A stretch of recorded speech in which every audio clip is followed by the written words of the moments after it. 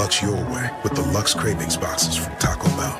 There's the classic $5 box, the indulgent $7 box, and a whole new obsession in the $9 box, the Flamin' Hot Grilled Cheese Burrito. Try the Lux Cravings boxes at Taco Bell today.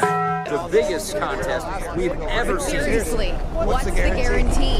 They're still talking about it. I think it's time to put the rumors to rest. Showtime! $30 million. $30 million? $30 million? $30 million? That's $30 million, guaranteed. 3 contests, multiple ways to win, no rate. Entry starting at $1,000. Enter in Nevada, play from anywhere. Check out the all-new Blue and Orange store at the Boise State Hall of Fame. The Blue and Orange store has your best game day gear. We're talking jerseys, hats, bumper stickers, car flags, more than 4,000 hats on the hat wall. If you want the best Boise State gear, make sure you check out the Blue and Orange store online at theblueandorangestore.com or the all-new Blue and Orange store down at the Boise State Allen Noble Hall of Fame. Sunny days call for Sun Cruiser Vodka Iced Tea. Made with real iced tea and real vodka. Refreshing and goes down smooth. Let the good times cruise with Sun Cruiser. How's your day going? Going good. Thank you again.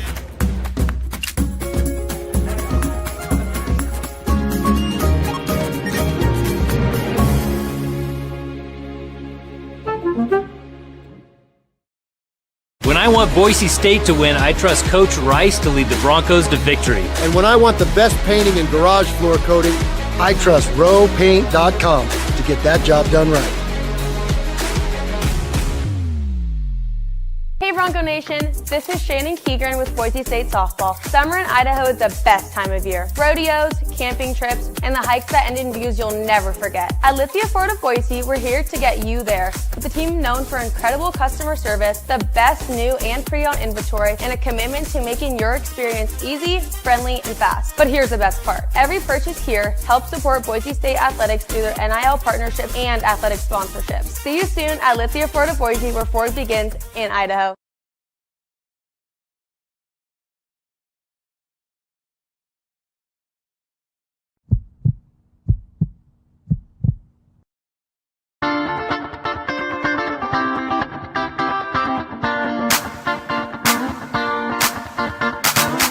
This is Bronco Nation News Live. The best interviews, the most informed opinions, the latest breaking news, all from the top Boise State insiders. Bronco Nation News Live is the only daily show that talks nothing but Boise State sports. And we do it with you. Give us your comments or questions in the ICCU YouTube chat. Or leave us a voicemail on the Signature Roofing voice inbox at speakpipe.com/BNN.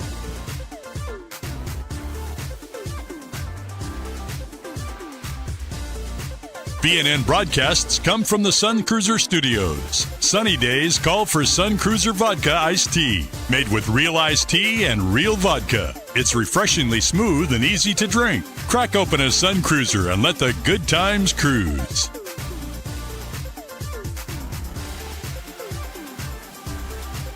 Bronco Nation News is presented by our title sponsor, Lithia Ford of Boise, and our major sponsors, Taco Bell, Idaho Central Credit Union, RoadPaint.com, and the Blue and Orange Store. At Lithia Ford of Boise, we're proud to stand with Boise State Athletics. Through our NIL marketing partnerships, we're investing in the future of student athletes. Lithia Ford of Boise, here to get you there, wherever that may be. Lithia Ford of Boise, where Ford begins in Idaho.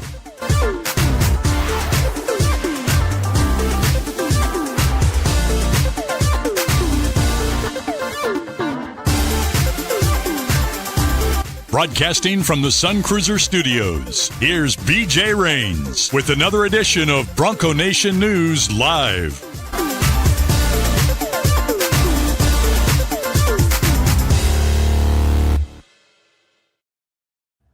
Good afternoon, Boise State fans, and welcome. Media Day 2026. We are live here at Albertson Stadium, just next to the north end zone here. We're going to tell you all about that today. Super excited to be here for the first Boise State Media Day. They're not doing a Pac-12 Media Day. That's okay. They've got us here at Boise State, and we are excited to be here. We're going to talk to players. We're going to talk to coaches. We have quite the broadcast scheduled for you over the next 3 hours. Hope you can hear us okay, see us okay. Give me a thumbs up in the chat if you can see us, if it sounds okay, looks okay. We're dealing with very hot temperatures, a laptop that might be overheating, and I'll be sweating, and we're going to get through 3 hours together here. So fingers crossed. Maybe we'll all meet at the James for a post-game beverage after this and celebrate this working. So hope you guys can hear us, see us. We got all kinds of coverage coming. We're going to have coaches joining us. Eric Chenander, Nate Potter, Stacey Collins are going to join us here in the first hour of the show. We're going to have players, Maddox Madsen, Jaden Mickey, Sire Gaines, Jaden Virgin Morgan. 10 players are going to join us live right here. You see the North End Zone project behind me. It's not really a project anymore. It's almost completed here. So they're putting the final touches on this. It is going to be open, serving food, drinks, everything for Banana Ball here in about 10 days. So they're putting the finishing touches on this thing. You can see how nice and awesome it looks. And we're excited to be here at Boise State for Media Day. And again, at some point, something will go wrong, but fingers crossed we can get through 3 hours here. If the feed does freeze, if my laptop overheats and dies, if something happens, stay with us. We'll reset and we'll be back in a couple of minutes. So just a heads up, if something does unforeseen happen, we'll reset it and we'll be back here. But we are live. You can see we're here in the bleachers. We're in Section 11 right here in Albertson Stadium. Made a little makeshift set here in Section 11. We're right at about the 5-yard line. And I know everyone's thinking about their favorite memories of the Blue. I mean, there's some famous moments that happen right here. My first one that's maybe not that famous is the dumb fake punt that BYU ran one year from like their own 2-yard line and got stuffed. You guys remember that play? Obviously, was it Zach Wilson that tried to score here and got sacked to end that game against BYU? So some famous moments at this end of the field here. So appreciate Boise State. Alex, David, Chris, the whole crew, Jordan, for having us out, and they're making this very easy for us. All the power, all the Ethernet, everything is set up and ready to go. So again, with our lighting and everything, I know it's not perfect. We had to move down literally out into the sun to get the lighting to look better for you. So that just means we're doing it for you guys. I'm going to be sweating. I'm going to be hot. We're going to risk our equipment overheating just to give you guys a better shot here. So that's how much you guys mean to us. But no, all jokes aside, excited to be here. Going to be a lot of fun. About 5 minutes or so, we're going to have our first coach join us, and that I believe is going to be at Nate Potter, the offensive coordinator. So that's kind of the schedule here. Is you can give us questions, and we really want to make this interactive. You can go hear Jay Tuss do these interviews and some of the other media, and they do a great job. It's just going to be a little different. We want to make this. This is a show for the fans. This is your kind of show. So get your questions in the chat as we're talking to these coaches and players, and we will try to get as many of these questions answered as we can. So we've got some questions planned. We obviously have a lot, to talk to about as well, but this is your chance. You want to ask Nate Potter a question, get it in the chat. You want to ask Eric Chenander, all the coaches, put it in the chat, and we'll get to that here. Shout out to Mateo, our intern. He's doing a great job helping us off camera here as well. So thanks to Mateo and all the people behind the scenes helping get us on the broadcast here. But Lithia Ford of Boise, our title sponsor. We appreciate Lithia Ford of Boise and Jim Sturk and Company. There would be no BNN without Lithia Ford of Boise. So that next new or pre-owned vehicle, make sure you're checking out Jim Sturk, Lithia Ford of Boise. Our mobile studios, the Sun Cruiser mobile studios today here at Boise State. Again, pick up a Sun Cruiser, and boy, wouldn't that go down real nice right about now here during the broadcast, because it is hot, and we're going to get through it together. But Sun Cruiser, whether it's the iced tea vodkas, lemonade vodkas, pick those up. I did make it over to Jackson's, another great sponsor, on the way over here, and picked up a Gatorade or two. So we'll try to stay hydrated, and we'll try to get you some great content. Appreciate this is pretty cool. I mean, there was a lot made that Boise State is the Pac-12, the only conference not doing media days. Of all the FBS conferences, they're the only one. So a couple schools decided they're going to do their own. Fresno State did one, and Fresno actually had a casino, and they passed out Pac-12 gear and did a whole big thing, and kudos to Fresno State. That was really cool. And then kudos to Boise State for doing this and setting this up. And there's areas over here where the coaches and players are talking to the newspapers and the TV stations and all that. And then Jay Tust has a setup, and Bob Beeler and the radio has a setup over here, and Johnny and Prater are here doing interviews. So everybody's here, everybody's hanging out, and it's going to be a fun couple of hours here talking Boise State sports. And like I said, the laptop is warm. I'm feeling it back here. We're going to do our best. We are going to swap out the laptop at some point to try to keep it from overheating. But again, if something does go fry. Stick with us, and we'll be right back. And we apologize in advance for anything that does happen. But I just can't get enough of this view behind me. I mean, this is not AI. This is not a green screen. We're out here at Boise State, right here with the north end zone behind us. And man, it's this really puts it in perspective. You think about the last year and this place, what it's been through 18 months, building this thing, 2 years, and the process it took, and just the look and the change and feel of that north end zone now is just it's a game changer in terms of the difference that it's going to be on game day and what it's going to be for folks that have tickets in that area and the club and all that. And it just looks really nice down here in terms of the end zone. And you see some of the club seats in the corner. And yes, the blue turf is popping. There's been a lot made about the different colors. If you look here, you can see this part of the turf is the older faded color. And then the new turf obviously is a little bluer there. And it does, it does definitely pop. It is definitely a different color blue, and we'll see how long it takes till that fades. But it looks beautiful here. And, they're starting to do the preparations for banana ball. They've got to put up some brackets for some nets and things, and there's some different things they have to do for that. And then eventually they're going to have to paint over all the white lines and the end zone and everything to put the baselines in and the infield for banana ball. But right now, it's all systems go. Again, Boise State Media Day 2026. Our first coach is going to be Nate Potter, the offensive coordinator. And you can get those questions in for Nate, and he's going to be joining us here in about 1 or 2 minutes. So pumped to be here, excited to be here. And we are in section 11. I believe this might be where they put the opposing team's fans or the opposing team's band whenever they come in here. So we're down here in section 11 and getting ready to have some fun down here at Boise State for Media Day. So excited to be here. Appreciate you guys for your support. We do have that 50% off special going right now. I'll throw a quick plug in at BroncoNationNews.com. If you want in all of our recruiting coverage, all of our coverage, I mean, Chris Van Sickle, Nathan Carroll are both up here on the patio interviewing players and coaches right now. So we have a ton of content. We've got, 4 people here. If you count Jay and Prater and Johnny, I mean, like 7-8 people tied to BNN that are here working Media Day. So 50% off right now. It's a one-time fee. It's like $50-$60 one-time fee. You're done for the full year, and you get a full year of all of our exclusive coverage, the VIP message boards, which, by the way, we dropped a nugget in there about the basketball team still trying to add a player. If you're a VIP member, you may want to go in there and check it out. Ty Rodgers out for the year.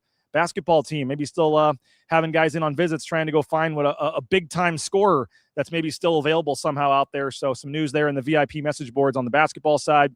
And you get all the recruiting, all the coverage, all of our exclusive evening shows. You get everything. So this show is free of charge thanks to our sponsors. But we hope you will support our efforts and put, go ahead and get a subscription and help us out with our staff and our travel. We'll be doing live pregame shows from the field at Autzen Stadium for the Oregon game, for every road game, every home game, post game, live shows.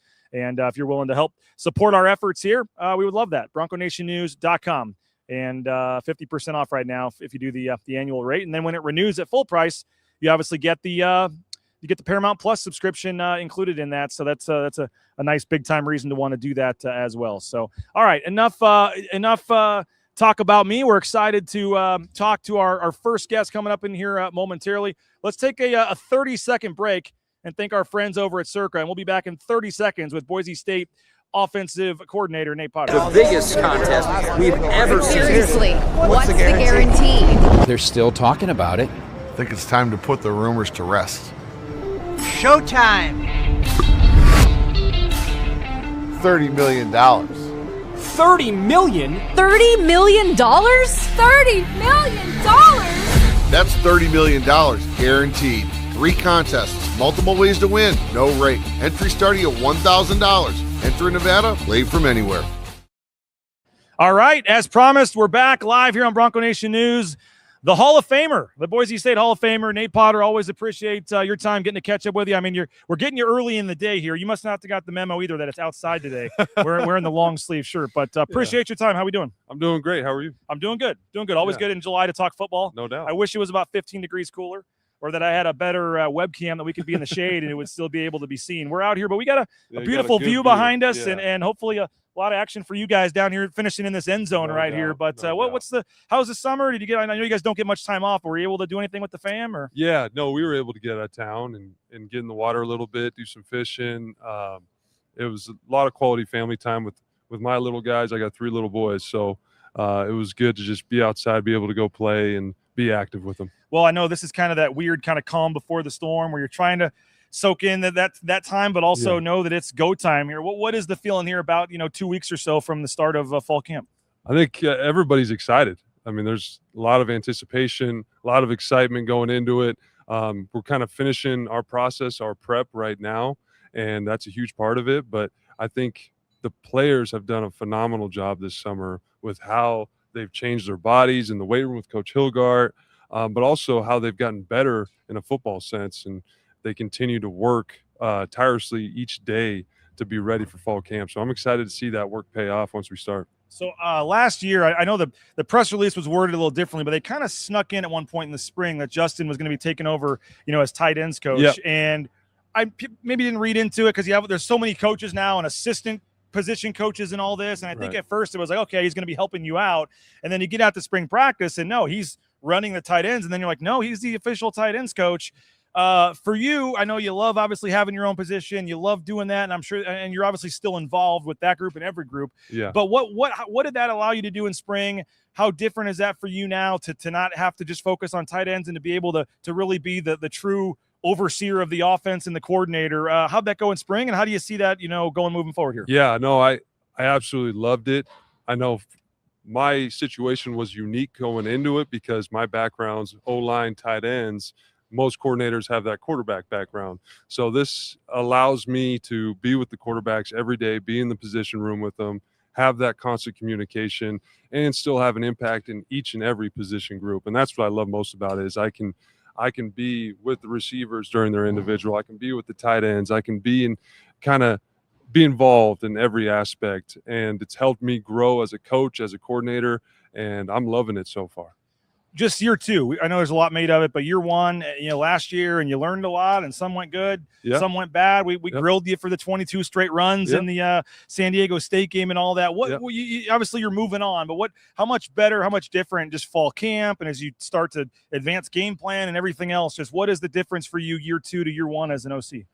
I think so much of it, just like when you're a player, is just experience, going through the highs and the lows, learning from mistakes, learning from successes, understanding what the structure, what the process looks like, how you need to tweak it to be better. And I just feel like I'm in a better place mentally than I was previously, just from going through that, from being in those situations, from learning from those moments. So I'm excited to continue to grow, but definitely just that experience itself is so valuable. And I am definitely not the same coach coordinator that I was last year. I keep that a little more over there in front of your mouth if you can. But all right, let's talk about your quarterback, Maddox Madsen. Obviously, every school in the country, everybody, the most polarizing figure is a starting quarterback, and he's obviously, as you know, in this town has a lot of people that love him. And then there's some that, also, as like I said, as anybody does, have their own feelings and don't love him. But what do you make of Maddox and just his mental approach this year and being ready to attack this another year as the starter and just where he's kind of at? I think mentally, physically, this is the best I've ever seen him right now this summer. He's done a tremendous job leading the offense, leading the team this summer, building chemistry with everybody on our team, and most importantly, the skill guys on our offense, and really taking the next step with how he prepares, how he's, going through his process. This is the best I've seen him going into a season, so I'm really excited about where he's at. And he's proven he's a winner. He's a winner, and I love that about him. And I'm excited for him to take the next step and be that best player on the field that we need him to be all the time.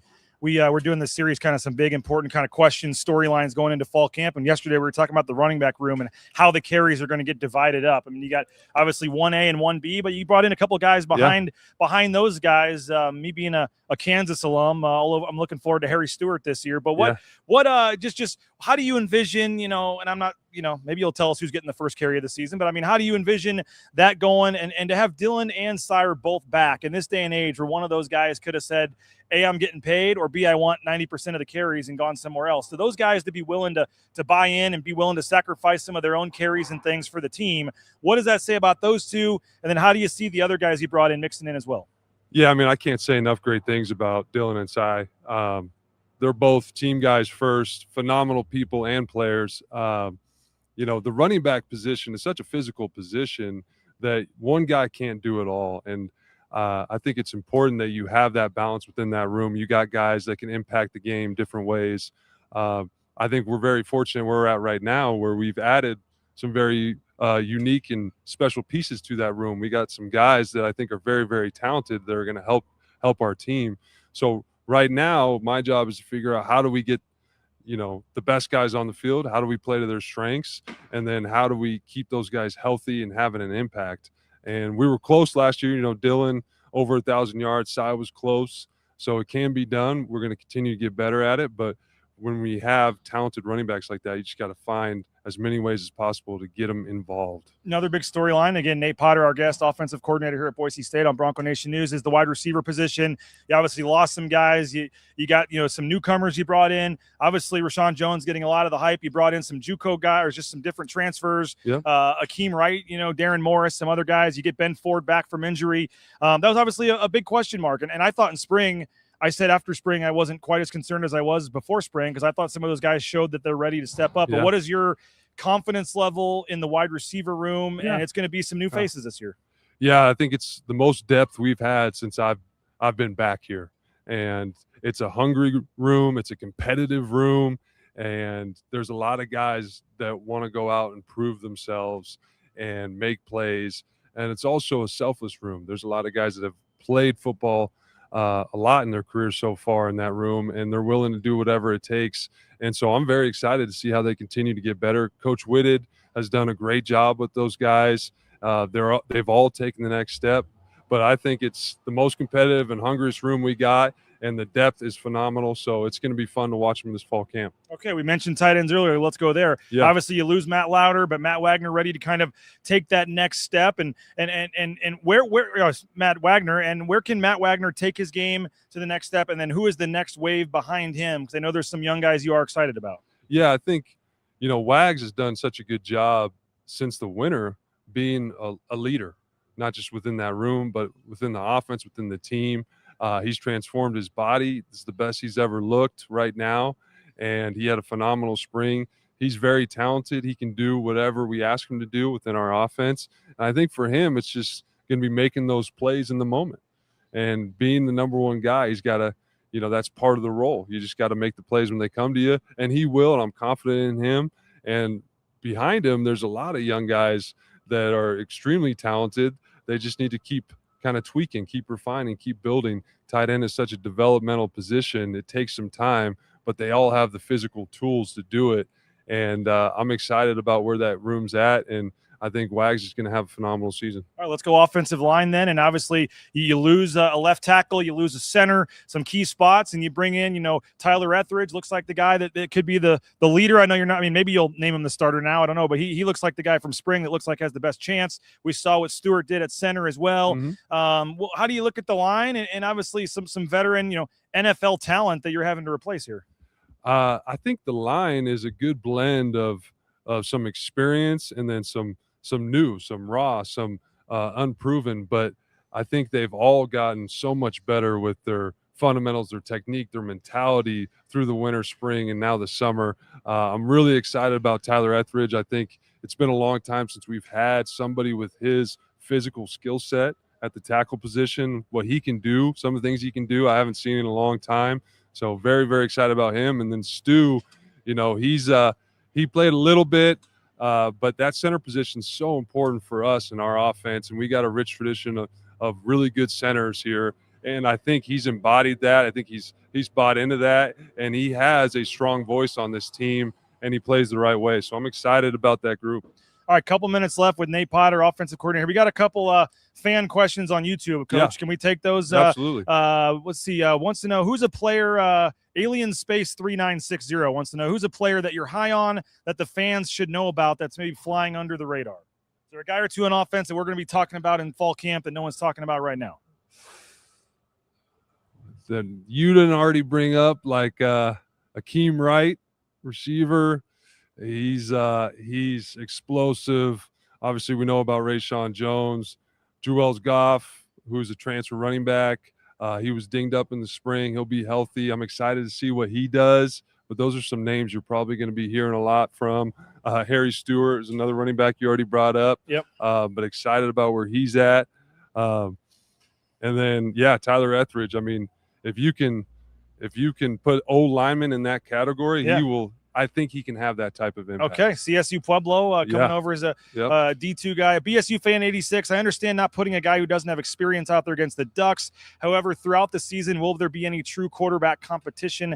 How does that work? As I said, everyone has an opinion on the quarterback position, but how do you look at Cash and all the different guys behind Maddox and just how that pecking order is gonna shape out? I think even though you have a starter like Maddox Matson that's played a lot of football games, there's still a standard you got to meet each week, and you're still trying to develop the guys in that room to push everybody to be better. And I think we expect Maddox to play at a higher level than he ever has this year. And I really like what we did this spring to help develop those young freshmen that just got here. They got more reps this spring than most guys would get in 2 years. And so I like where they're trending right now. But you're always trying to create competition within any position room, and the standard at the quarterback position is unwavering, and Maddox needs to play that standard, and he knows that.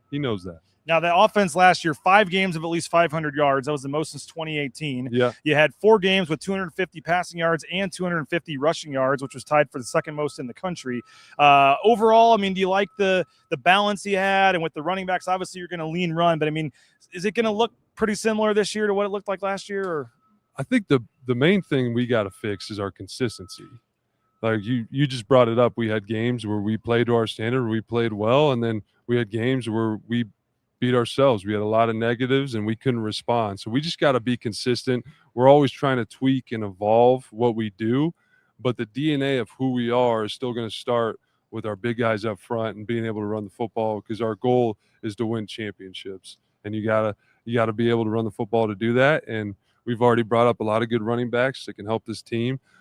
So I think you'll see some tweaks, but our DNA is going to stay similar to what we've been for a long, long time. Well, Nate, appreciate your time. Thanks for joining us. I know you got some other interviews to get to, but appreciate it. Enjoy the last couple weeks here before it gets crazy, and we'll see you out there first day of fall camp. Yes, sir. Thank you. Thanks a lot. Appreciate it. Nate Potter, offensive coordinator at Boise State, and we'll be moving on to our next guest here shortly. So appreciate Nate, appreciate Boise State and them for helping us out and get the interview set here. And I think you guys could hear us okay. Hope his audio was okay. I didn't get any complaints or anything in the chat, but if you you can feel free to let us know if that worked okay. But we'll take some more questions. I know you guys had a couple in there, but we get about 15 minutes with these coaches. So if we have a couple more questions, we'd be happy to get those in for you. And again, Eric Chenander, defensive coordinator, is going to be next here. So appreciate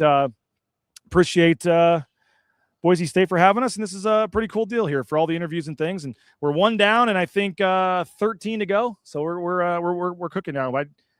I don't know if this laptop's going to make it 13 more. I'm just saying that it is already super hot right here. So we're going to do the best we can. But like I said, if it happens to die out on us, we'll be right back here shortly. So we're going to take a quick 30-second break, and we'll be back with Eric Chenander here on Bronco Nation News. Hey, Bronco Nation. This is Boise State football wide receiver Ben Ford. I've had to face some setbacks on the field this past season, but toughness isn't about staying down. It's about getting back up. I am proud to represent Lithia Ford of Boise, where you can find the largest selection of Ford trucks that are built tough and, like me, handle the hits and keep pushing forward. Come check out the incredible inventory and competitive pricing at Lithia Ford of Boise. And when you buy here, you're not just getting a truck. You're supporting Boise State athletics and Lithia Ford NIL partnerships. Come see us at Lithia Ford of Boise, where Ford begins in Idaho. All right, back live here on Bronco Nation News, down here at Albertson Stadium for Media Day. We just talked to Nate Potter, the offensive coordinator. Now we're going to switch over to defense. Eric Chenander joins us, Coach. Appreciate it. You also didn't get the memo. This was outside in the sun today. But... No, I thought we were going to be inside, so I'm a little inappropriately dressed. Well, we appreciate it. 4th year already at Boise State. Obviously, 3rd as defensive coordinator. But just you think of the last couple of years here, all 3 years end for you in a Mountain West championship, and you've been a part of a pretty good run here. I don't know what you thought you were getting into or how long you thought you'd be here or what when you came here, but this has turned to be a nice fit for you. No, I think Boise State's just kind of one of those programs that I had always, admired from afar and wanted to be part of. And, the tradition, the championships here and the way that they win football games and develop players has always been attractive to me. And when I got here, that's exactly what I received. And I'm very thankful to be here. It's a great fit for us. Tell us about the defense. And obviously there's been a ton of talk on the tackling. It was the big offseason storyline. And, I know Pro Football Focus numbers are what they are. You guys have your own numbers, but statistically, by some metrics, one of the poor tackling teams in the country last year. You guys obviously did way more tackling live. That's been a big focus. How much do you think that helped, and how much more of that are we even going to see in fall camp here? No, I think you've been in the press conferences. I've said multiple times I'm not a stat guy, but I think you always have to look at the outliers, right? And so we have some guys that do a lot of the analytics for us, those kind of things. You look at what did you do really good, and let's keep doing what we did in that area, and then what were we poor in. And a lot of the things we were poor in statistically came back to missed tackles. And so I think that was one thing that whether you do anything else in the offseason, we have to get that cleaned up. And, we brought Terrence Brown in, and he kind of became our tackling coach. We tasked him with that. He did an unbelievable job. Like you said, Coach Danielson asked what we needed to do, and we needed to tackle more, and he allowed us to tackle more in practice. So I think we've improved in that area, but we'll find out 12 times in the season here. And I know it's not going to be, probably at the same rate, but will there be more in the fall than maybe a previous fall in terms of the tackling? Or yeah, and that's going to be up to the head coach, but the way I understand it from him, there will be more than previous, but not quite as much as spring practice. And you guys, we saw one time where a guy went down for a little while and everyone kind of held their breath, but for the most part, do you feel like you got what you wanted to out of the extra tackling in spring? I do. I don't know. Jay asked me how many years this is. I think it's close to 25 for me. I don't know how many guys I've seen get hurt in live tackles. I think more guys get hurt in quote-unquote thud or wrap because of just the weird body positions. There's always going to be a concussion or something like that when you're going a bunch of live, but there hasn't been a lot of major injuries, and I'm very thankful for that, but I thought we got a lot of great work. You mentioned 2+ decades. I was actually going to ask you about that. 2003, Ellsworth Community College. You get your start into coaching. Tell us about that, and then just tell us if you ever thought, 23 years later, you'd be, sitting here and have accomplished everything you've done so far. Yeah, I think, everybody should have to coach junior college or get to coach junior college because it really gets you set up. Like, we're in a nice building here and we got a lot of help and all those kind of things. You're at junior college, you do everything. I was really waiting to learn how to coach football. And our first meeting, I think, was who's going to line the field and who's going to do the laundry on Tuesday. So it was a great first start. Coach John Sala gave me my start. Awesome. Did I ever think I would be here? No. I don't know if anybody in this profession ever knows where they're going to be. You just do the best job you can while you're at some place, and I guess opportunities present themselves. But I think you chase them a little bit more when you're younger, and now you find the best fit for you and your family. Well, let's talk about your three different levels of defense here. Let's start up front on the defensive line, and obviously a position that you know very well and spent a lot of time coaching there. You lost some key guys, obviously Braxton Feely, a lot of talk there.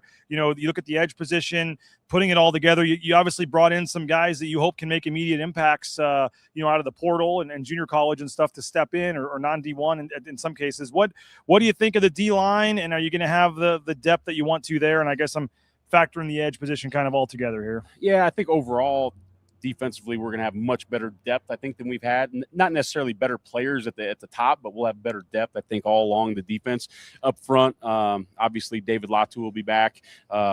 We brought in Mikhail Edwards, who's done a phenomenal job in the spring, expecting big seasons from Michael Madry, Lopez Sanusi, and then some of those junior college guys you mentioned got in late, so we haven't really seen too much football from them, but excited to see, what they're doing. Ryder Swanson played a lot of good football in the spring as well. On the edges, you already know about JVM, Max Steege. They're both back. I think the depth there is going to be exciting. Tell us about Steege, because obviously there was a lot of talk, and I know some of the, again, analytical stats, whatever, were more favorable, but a guy like that starts every game and only has half a sack. Yep. And a lot of people look at that. I mean, I know that's not all about that. The pressures were there, some other things, but how do you look at JVM and the attention he's getting, and how much pressure, how much production you need on the other side, and where can Max kind of take his game to that next level? Yeah, I think we need production on the other side, and also the depth will help, rotating some guys in that can be fresh pass rushers as well, and then being able to move those guys a little bit. I think they're very well located last year. As you look back at some of the things, can we correct? I'm not going to get into scheme specific, but can we move those guys around a little bit and make it harder for them to be located? But Max is a good pass rusher. We just need to get him in some better situations. We got a couple of questions coming in on the YouTube chat or comments, Coach. I don't know if it's a coach or not, but Roy says, keys for the defense: limit the explosive plays, tackle better, and eliminate the stupid penalties. Does that sound pretty good? Yeah, and 100% correct.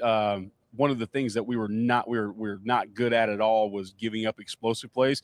And we look back at that, that's twofold in that question. Most of the explosive plays were given up by missed tackles. So cleaning up the missed tackles is going to help in both those two categories. And then 100% right, the personal fouls last year, every time we had a personal foul led to a touchdown. Did it end up finishing the season that way? I believe so. Yeah. I mean, maybe one didn't, but I mean, enough to say like that can't happen, period, point blank. And so those are definitely things we need to clean up. Alien Space 3960 says, how are the linebackers looking? And obviously you lose Marco Notriani, and you brought in, again, me being a Kansas guy, you bring in a Kansas guy there in Logan Brantley, and obviously you have Bowen Phelps. I've been telling people, like, Bowen Phelps, great story, but last year all of a sudden just emerged as like the star. Now, how does he follow that up this year? For me is kind of the question there. But how do you look at the depth, and do you feel okay at linebacker? I do. I feel really good. Like you said, I think, Marco, tough loss, but I think the depth is going to be better this year, and we can rotate some more guys through. Bowen Phelps has a walk-on attitude. Like, he just kept that. Like, he is trying to outwork everybody every single day, every single meeting. So I'm excited about him. Jake Rips made a lot of improvements. Excited about him. Logan Brantley, like you mentioned, he didn't know what we had after the spring. I was like, man, this guy, he's pretty dang good. So excited about him. Montetuioti, Sincere Brackett, Sam. We just got a bunch of guys that are really going to be fighting to see who's going to be out there. Well, so the secondary, another lot of competition. You lost some very key guys there. Let's start at corner. There was a question in here about Sherrod Smith. How's he doing physically? Where was the question? At Sky Ship says, Sherrod Smith, update coach. And then he said, how good is DeCorian Smith, and how can you slow him down? Talking about the Ducks. But how's Sherrod Smith looking? And that corner position, a lot of names there and a lot of competition. I know Jaden Mickey, maybe he's going to be moving over there. Just how you looking at corner? Yeah, I'm excited about the corner. Sherrod, obviously in spring, he had some limitations just from some injury type stuff that we had to get cleaned up. He's 100%. He's ready to roll going into spring ball. He's been 100% in the workouts here in June and July. So Sherrod, you expect him to be one of the guys that's out there, but I don't think anybody has a job right now. Like, that's exciting for me. Like we talked about, all three levels of the defense, everybody's going to be fighting. Jaden Mickey was a corner coming in. You already had Jeremiah and Amarion, so he got in a little late, moved him to nickel. He's moving back to corner and also getting reps at nickel, so he can play both.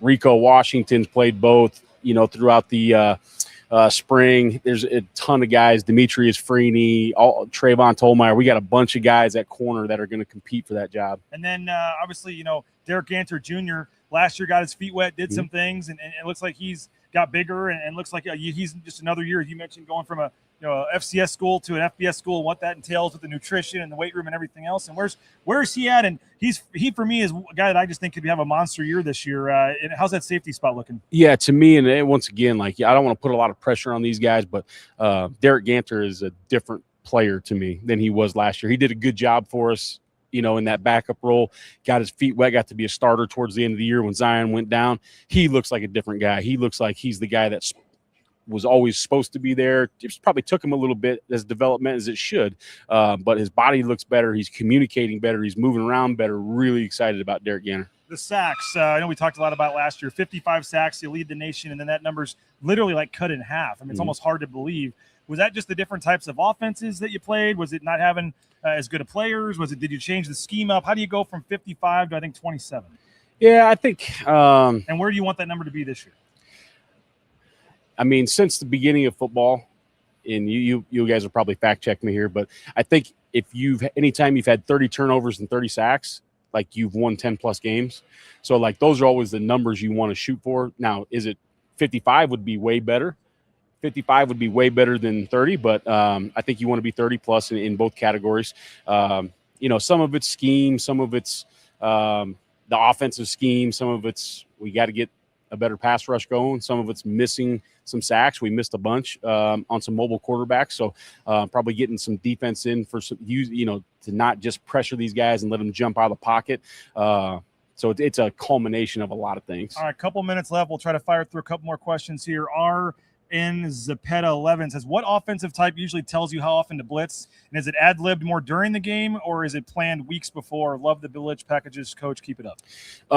It is definitely planned game week. Some of our first couple opponents we've worked on already that we're not going to have a lot of games on, but it's planned in the week previously. And then also that has to get adjusted during the game. Last year in the UNLV, we ended up going after Anthony Calandria a bunch because if you sent 3 or 4 or 5, there was going to be an open gap, and we were not going to give him any open gaps after he broke a couple big ones on us. So it's got to be changed during the course of the game. Sometimes it's too much. Sometimes it's not don't Sometimes it's just right. Dylan Holly says, ask coach about prevent defense, end of game versus rushing 4 or 5 instead of sitting back. I don't know particularly what he's talking about, but I'm just asking about. But what do you make of that? People say that all the prevent defense does is prevent you from winning sometimes. Yeah, and I think it's totally what quarterback are you facing, what yard line are you on, and what's the situation in the game. I think there's good to both, right? Playing rushing 3 and playing prevent defense, there's a good to that. If they know you're going to do it every time, they have answers. So you got to be able to have what we used to call victory cigar, where you're going to bring some people and play some modified zone coverage behind that. And there's also a time where you go all out and put people on the goal line and see if you can get the ball off. So I think there's different quarterbacks, situations, and yard line to work with. Well, final thing, Coach, we appreciate your time. Just about 2 weeks from the start of fall camp here. Just how excited are you for this season, for this team, and how are you trying to soak in the final? I know you guys are still working, maybe not quite the hours it's going to become here pretty soon. Now, how are you trying to soak in your final rest here? Because it's going to be go time here pretty soon. Yeah, no, I'm super excited about the season. I'm really excited about the team, both offensive and defensively, the competition that's going to be out there, offense and defensively, and within the defense. I love our players' personality. I love being around them every single day. I love being around our coaches. So excited about that. And I think you're right. Like, my kids are getting a little older now. So a couple of them, I only have, less than double-digit summers left. So I want to soak in every minute we get with them here in the last couple of days. We got my 9-year-old doing his first tackle football this year. Let's go. The Optimist. So he was out there.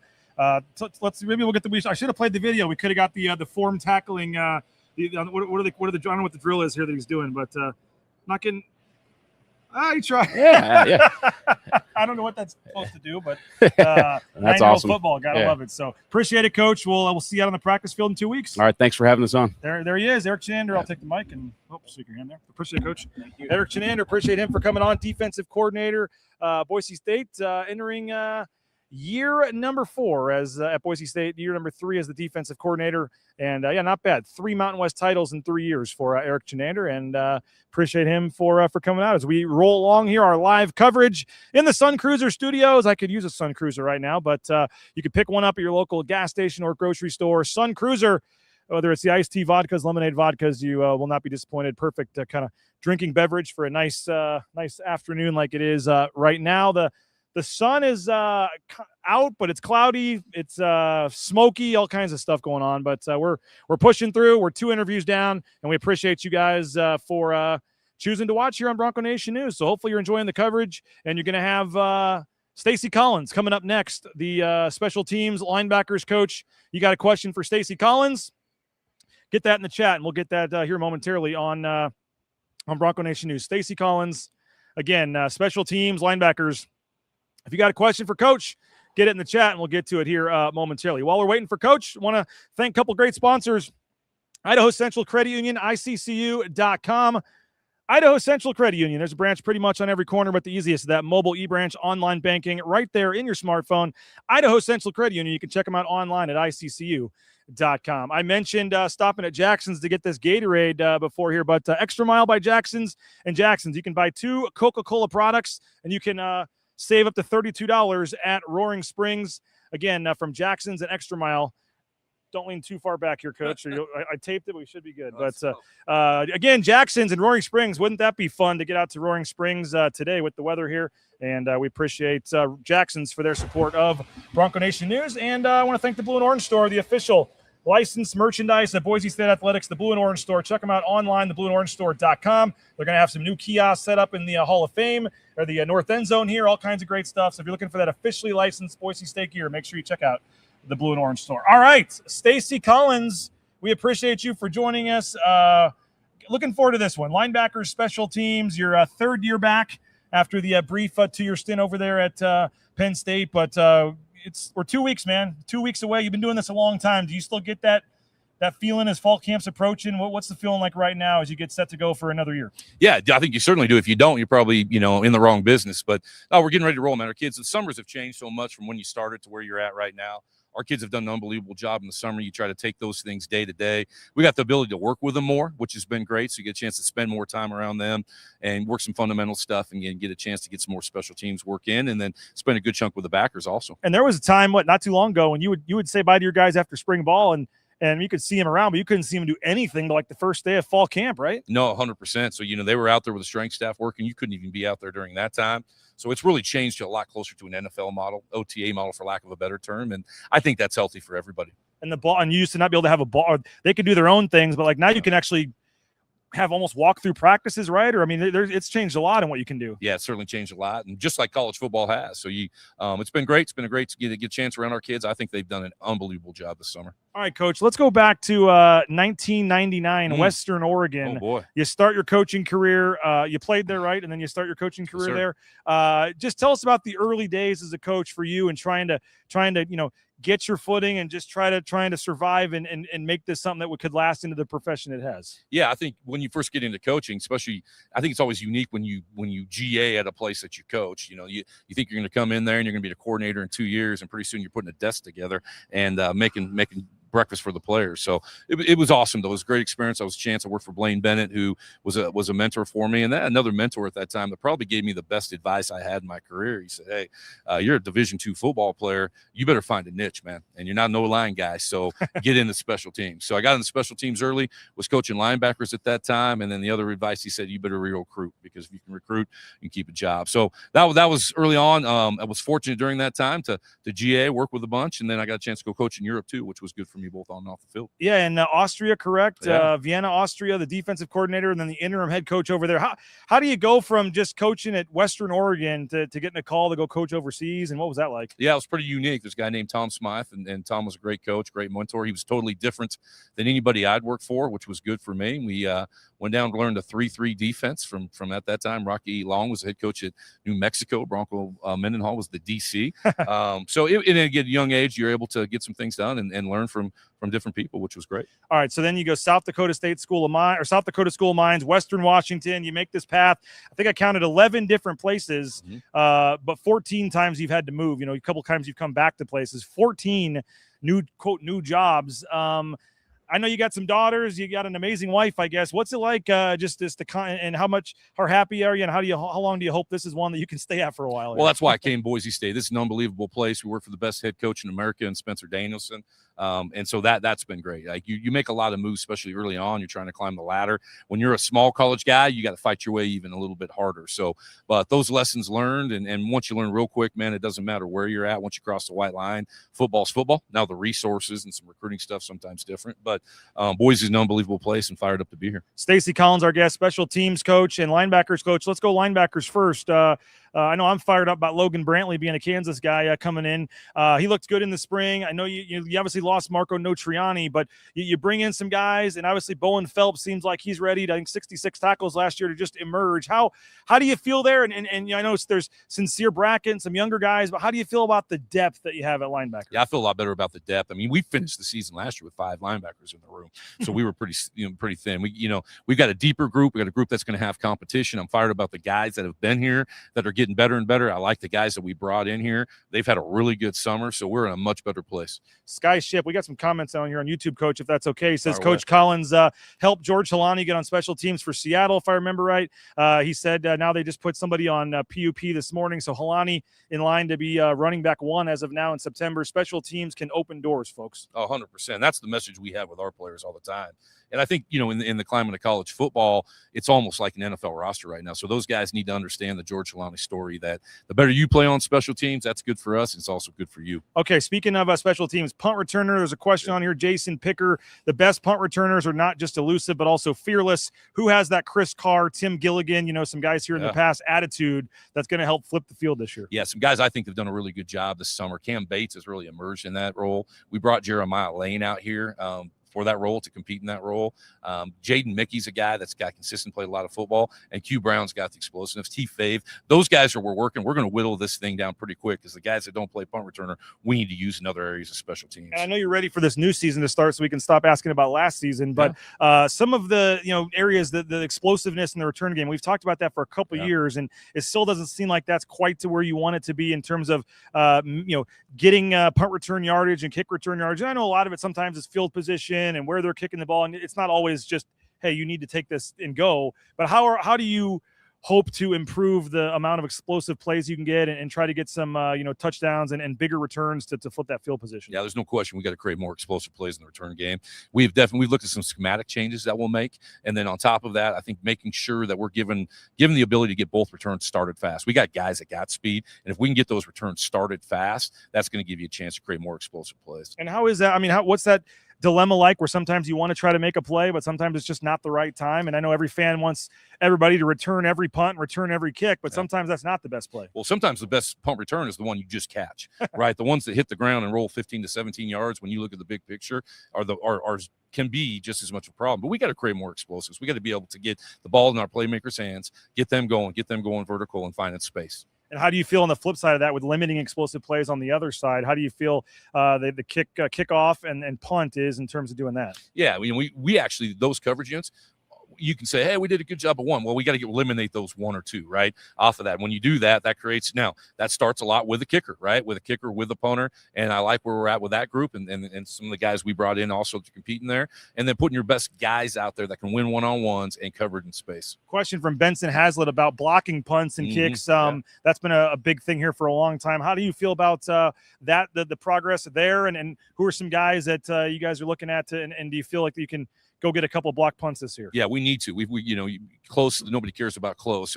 I think you look at some of the new safeties that we've gotten here. They've got some blocking ability. Kyle Hall's got some of that. Madden Soliai is a freshman, and then we got some of our edge players that we can also use. If you watch what Indiana did last year, I thought they did a great job with their edge guys. That we're going to be able to try to get one-on-one situations with them and create some block punts also. All right, kicker. Colton Boomer's back, and obviously that he was talking last year about how he just had the injury that kind of limited him going into camp in the season. When it was the back or something, or I forget what it was, and he just said that maybe messed a little bit with him going into the season. And obviously there was a weird time there early in the season where you guys switched and then went back to him after that. And it was just kind of a turning point for him, and he took it the rest of the season. Is he clearly the starter, or is that a battle, or how are you looking at the field goal kicking? Well, there's always going to be a battle, off of that. And Colton's done a really good job, and I thought he did a great job of that last stretch of the season, establish himself. But I want to make sure consistency is the name of the game. We need to make field goals from 25-yard line in. We want to be 100%. After that, he's got a big leg and get some big ones. Cannon Moore's done a really good job. He's done a really good job of being and gotten better and better and better. So kickoffs are an important part of that also. Starting field position is a huge part. That's our job on special teams, is to really put our offense and defense in the best positions to be successful. So all those fit into it, and I'm excited to watch Boom go this year, and I'm excited to continue to watch Kanan develop also. And you had a new punter last year, came in obviously and did some things for you. That was you lost a guy, then he came in. It was just kind of there was a little uncertainty there for a while, but did a heck of a job for you. What did you think of your punter? I thought I don't think he's talked about enough. I think his consistency of what he's doing. We ask our punter to do a lot, and now we're going to be able to open the game up with him a little bit more because of his ability. And one spot that I think is very underrated, well, I think holder's very underrated, but long snapping. First time in a while here, you're going to have a new long snapper. Yeah, so Caden Kello came in. We also got Tyler Heimbach, who joined us in June.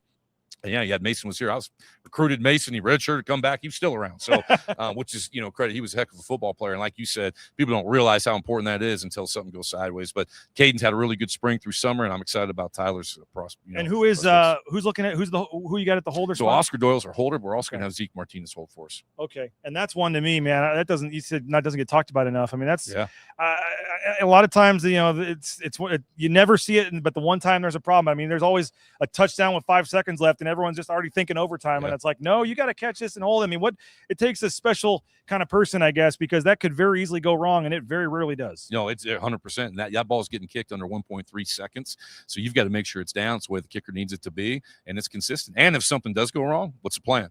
And so those are all things that are very important in the kicking game. Back to linebackers for a question. Vlad wants to know, is the defense designed to funnel the runners to the linebackers? Seems like it was for Leighton Vander Esch is the question. What's the defensive scheme, I guess? Are they they trying to let you guys make tackles there, or funnel them certain spots? You're trying to, or Yeah, I think it's a two-part process right there. You know, you look at, are you a single gap, are you two gap? We do a little bit of both. I'll take Leighton right now. I think Leighton's funneling everything to himself right there. That's a pretty good football player. All right, so this team expectations, Pac-12. How excited? Just a new logo. I don't know if you got it on this jacket yet or not, but just a new logo on the field, a new era. You know, you guys are familiar with most of these teams, obviously, and even Washington State, Oregon State have been around. We've played them. You know, obviously Texas State's a newcomer. But what from a coaching perspective, is it much different? New league? Just what's your take on the Pac-12? Well, I think as a coaching perspective, you're going one game at a time. But being a guy who's a West Coast guy, grew up watching Pac-12 football, it's cool to have that logo on and compete there.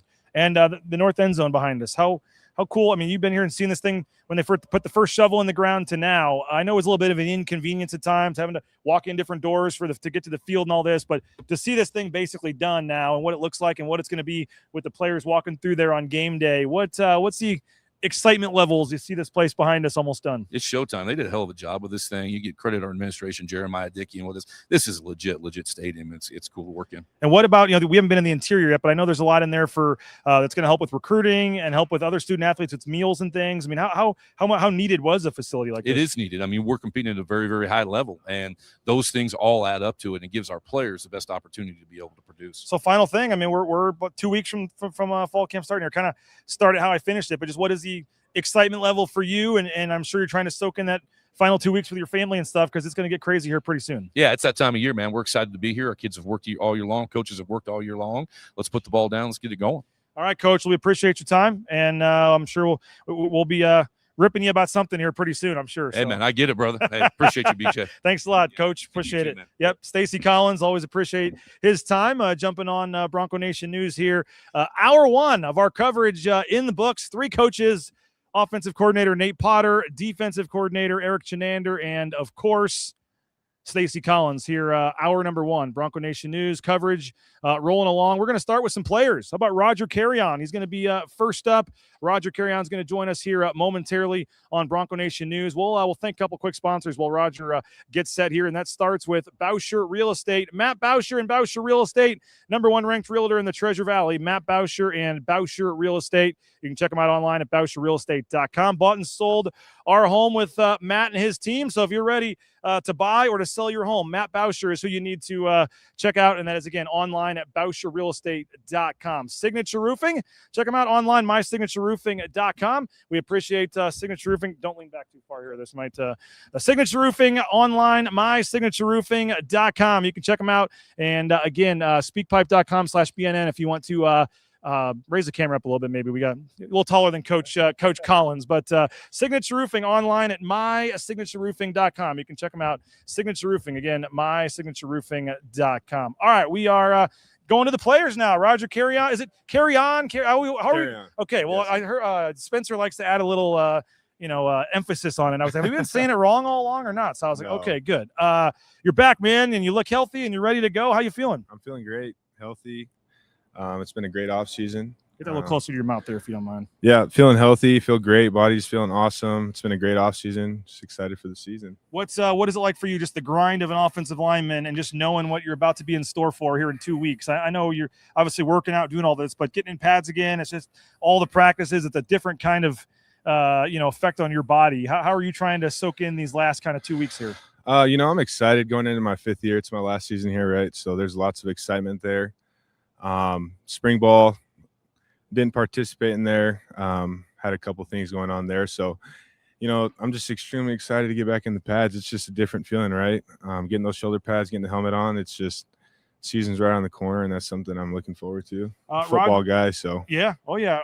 How are you trying to soak this in, too? Just you've been here a long time, obviously, and done a lot of good things, but just going into this fall camp here for you, how are you just trying to soak in everything here for you? It's really, it comes down to just being where your feet are, right? Just being in the moment, taking a day for what it is, and not looking too far ahead, not looking in the past, just kind of, like I said, being where my feet are and just enjoying the moment, building those relationships with the guys, because we do work hard, and there's times where you get pushed to your limit, right? But you're surrounded by your guys. So just those moments are super special to me, and, it's just been awesome, and I'm just extremely grateful and feel blessed to be in this position. So Got a couple questions if you're cool with it coming in on Absolutely. YouTube from the fans here. Hunter D wants to know, how do you think you've elevated your game from last year? What is a weakness that you are turning into a strength? How do you look at your game going into this year? Going last year, you look back late in the season, had some injuries pop up, and struggled a little bit with my pass protection, and that's you something still played, right? You pushed I through did. it. I did. Yes, sir. Struggle a little bit with pass protection. That's something that I'm aware of and something that I've been working really hard at this offseason. And I honestly think it's, just as good, if not better than my run game, which is my strength. And so that's something that I've been really harping on and just being super detail oriented with it, super intentional, and, working with guys who are more elite than me to help me get to that level. So it's been awesome. And then just leading the younger guys, they've challenged me as a leader. And so that's been awesome, and it's helped me grow. So 27 career starts for you, I believe. And you mentioned the injuries last year. How much did that affect you? Because some people did want to point to some of the pressure numbers last year compared to previous years. But, you've obviously dealt with some injuries in the past, and it has to be tough to and you've missed, large chunks of seasons, unfortunately. For you to stick it out and tough it out and still try to play, I guess, how proud of you were you that you could do that? And I don't know what, if you're willing to say what you were dealing with. Obviously, you were able to stay out there. But, I mean, it'd be an offensive lineman. How hard is it to do that position at less than 100%? It is difficult, right? It makes things challenging. You got to kind of, you have your injuries. Last year was shoulder for me, right? Shoulder stuff. And so it's just trying to find ways to still be successful and get my job done. And, ultimately protect the quarterback and create holes for our running backs, right? And like staying on the field, that comes down to just loving my guys, right? We talk about love. For us, it's action and sacrifice, right? And so, I love my guys, and staying on the field and making those sacrifices for them, even though it was extremely painful. And, it was just certain moments where, your body's held together by duct tape. But ultimately, you look across, look to my left, look to my right, and those guys depend on me, and I depend on them. And so just having that love, and, I do it for the boys. Like, those are my guys. And so my leg's going to have to be broken, or something's going to have to be seriously wrong for me to come off the field. So. What you mentioned, as a leader, stepping up. Obviously, no Cage Casey. Obviously, no Mason. At center is obviously a big one there. I mean, how are you stepping up there, and how is that a role you're cool with? Something that's you're having to try to get used to, or obviously to some young guys, some transfers, some newcomers. How are you trying to kind of be that guy? It's been awesome. Coming into it, I've always been told that I have like a natural leadership. But obviously you get to this level and it's just different, right? There's just things that look different. It feels different. And so just being able to take those things, like learning certain things from older guys that were before me and that were great leaders. I think back to Garrett Kern. I think back to Cade Beresford, John Ojoku, like those type of guys, just, soaking all that stuff in from them. And then, contributing to myself, but then also improving as a leader, right? And I kind of mentioned earlier, like the young guys around me challenge me and push me every day. And that, just grows my leadership. And it's been awesome. Like, I love being in the position that I'm in, and doing it my way. I'm a very, passionate individual, right? And and so I'm able to, that's kind of my leadership style. But I also know that something that I've been working on is just kind of being more, I guess, toning it down a little bit and understanding like the person that you're talking to matters, right? So just expanding my leadership and having different perspectives and stuff like that. And so it's been awesome, and I love it. New center next to you lining up this year. Tell us Yes, about Stewart, and think back to yourself being a redshirt freshman and knowing how much is on the center. What's it going to be like for him going into the season here? Yeah, obviously as a center, right? Whether you're a true freshman or you're a 6th-year senior, you're essentially the boss of the offensive line. You direct us.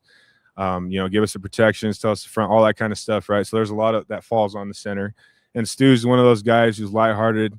You can ask just about any guy on this team. They love Stu. He's just such an awesome person. But he's also got this edge about him, right? He steps on the field and this switch flips. And he's very detail-oriented, extremely hard worker, a technician. I think that's what separates him. He's got a lot of natural ability, but he's a technician. He's got great feet, great hands, extremely powerful kid. Like, he's got all the potential in the world. And we saw it from when he stepped on campus that first week of workouts. You see the way he moves, and it's like, oh, this guy's got talent. Now let's build into him and see what he's capable of. And so I'm extremely excited for Stu. And I think he's going to do a great job for him. I have complete trust in him, and I know he's going to do an awesome job. And, myself being a 5th-year senior, I'm lined up right next to him, like you mentioned. So I'm able to help contribute to him and, kind of share my wisdom and help him get to where he needs to be, at the end of it. So. Roger Carrion, our guest, for just a couple more minutes here on Bronco Nation News. New left tackle as well. Tyler Etheridge comes in, and I thought it was noticeable. I was out here at a spring practice, and it was like practice 7 or 8, and they chose him to lead the hype circle out there. Yes, sir. And I thought that, spoke volumes about him as a person, but also what his teammates think of him, what the coaches think of him. Here's a newcomer that's been here 3 months, and he's already chosen to lead the hype circle at like practice 8 or whatever it was. What do you make of him coming in from CSU Pueblo? And we just heard from Nate Potter, who's just raving about what he's done and how he thinks he's going to come in and just have a great year. He said he's doing some things physically that he hasn't seen here. I mean, what are you seeing from Tyler? I think Tyler, it starts with the person, right? So he's a phenomenal human being. He's a God-first guy, and he's just, he has a purpose, right? Like, it all comes down to your purpose and your foundation. I think he's got an awesome purpose, and, he has a reason behind everything that he does. And not to mention all the God-given ability that he has. He's an extremely talented individual, freaky athletic, extremely hard worker. So he's got a bright future ahead of him. Like, I think this is his last year, right? So it's super exciting to see where he's at and where he's going to grow to. And I think he's going to be extremely successful this year. And, I'm excited about him. He's been awesome. So to have Dylan Riley and Sire Gaines to block for, how much easier do they make your job look? And as a lineman, just knowing you got 2 guys that both want to get to 1,000 yards and you're going to pound the rock. I mean, what's that feeling like for the line? It's an absolute privilege to block for guys like that. They love us and they care about us. And ultimately, as an offensive line, it's a very selfless position, right? But they make us feel loved, right? And so that's where it starts. When you love the guys that you're working for, and it makes our job that much easier. And they're extremely talented guys. I can't tell you who's going to start week 1 or who's going to start week 2. It could be a battle, constant battle all year, because they're both just that good, right? And so it's been, like I said, it's an absolute privilege to block for guys like that. And I love those guys, and I'm extremely excited for what they're going to be able to accomplish this year. So, well, final question is, how do you feel overall about the line? I mentioned a couple of guys leaving. You got some guys stepping up into some bigger roles, some newcomers. Obviously, always the one position that fans, always can get on the line if they see a quarterback get sacked or that doesn't go where. I mean, you don't get a lot of praise, you get a lot of criticism. You knew that when you signed up for it. But how do you feel about the line, and what should fans be ready to expect from your group this year? Yeah, you kind of hit on it, right? As an offensive lineman, if you're not getting noticed, it's a good thing, right? So that's kind of, that's the world that we live in. As a whole, I feel extremely confident in our ability. Not only are we talented, but just the mentality of this group is different. The amount of work that we put in this summer is unlike any summer I've had previously. I've had the opportunity to play with guys who are playing at the next level, right? But the way this group works is just different. And you see it day in and day out. And, I'm just extremely excited for what our group has the ability to accomplish this year. And it's just a matter of continuing to build on that, right? So.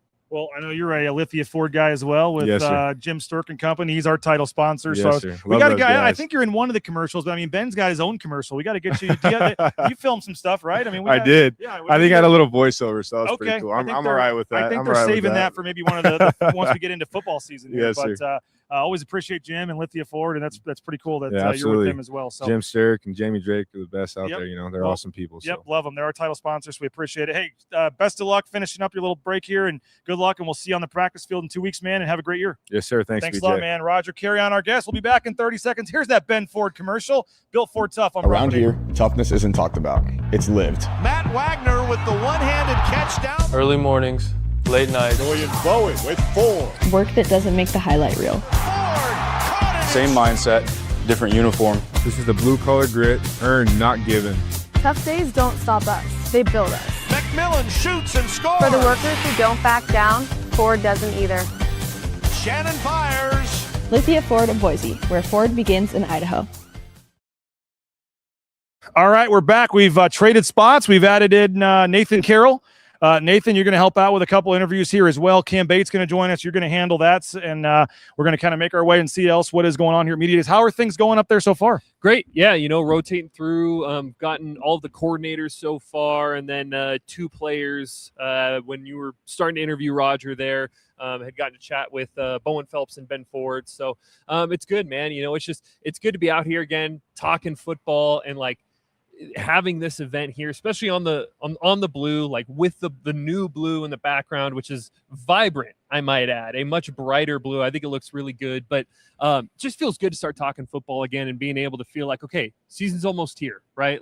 We're not just, we're getting out of the dog days of summer, but getting to actually talk football. It's good. Nope, been going really no well. doubt. All right, well, appreciate you. You're going to interview Mr. Bates for us here in just a second. We'll take a 30-second timeout. We're right back on Bronco Nation News. Hey Bronco Nation, this is Kenzie with Boise State Soccer. When I moved to Boise, I thought I was ready for anything. Training, no problem. New teammates, bring it on. But driving on snow and ice, yeah, that was a whole new challenge. Here in Boise, winters mean real weather. That's why I'm so grateful for my Ford all-wheel drive. If you're new to Boise or just ready for a safer winter, head to Lithia Ford of Boise. Come check out the full lineup of all-wheel drive vehicles at Lithia Ford of Boise.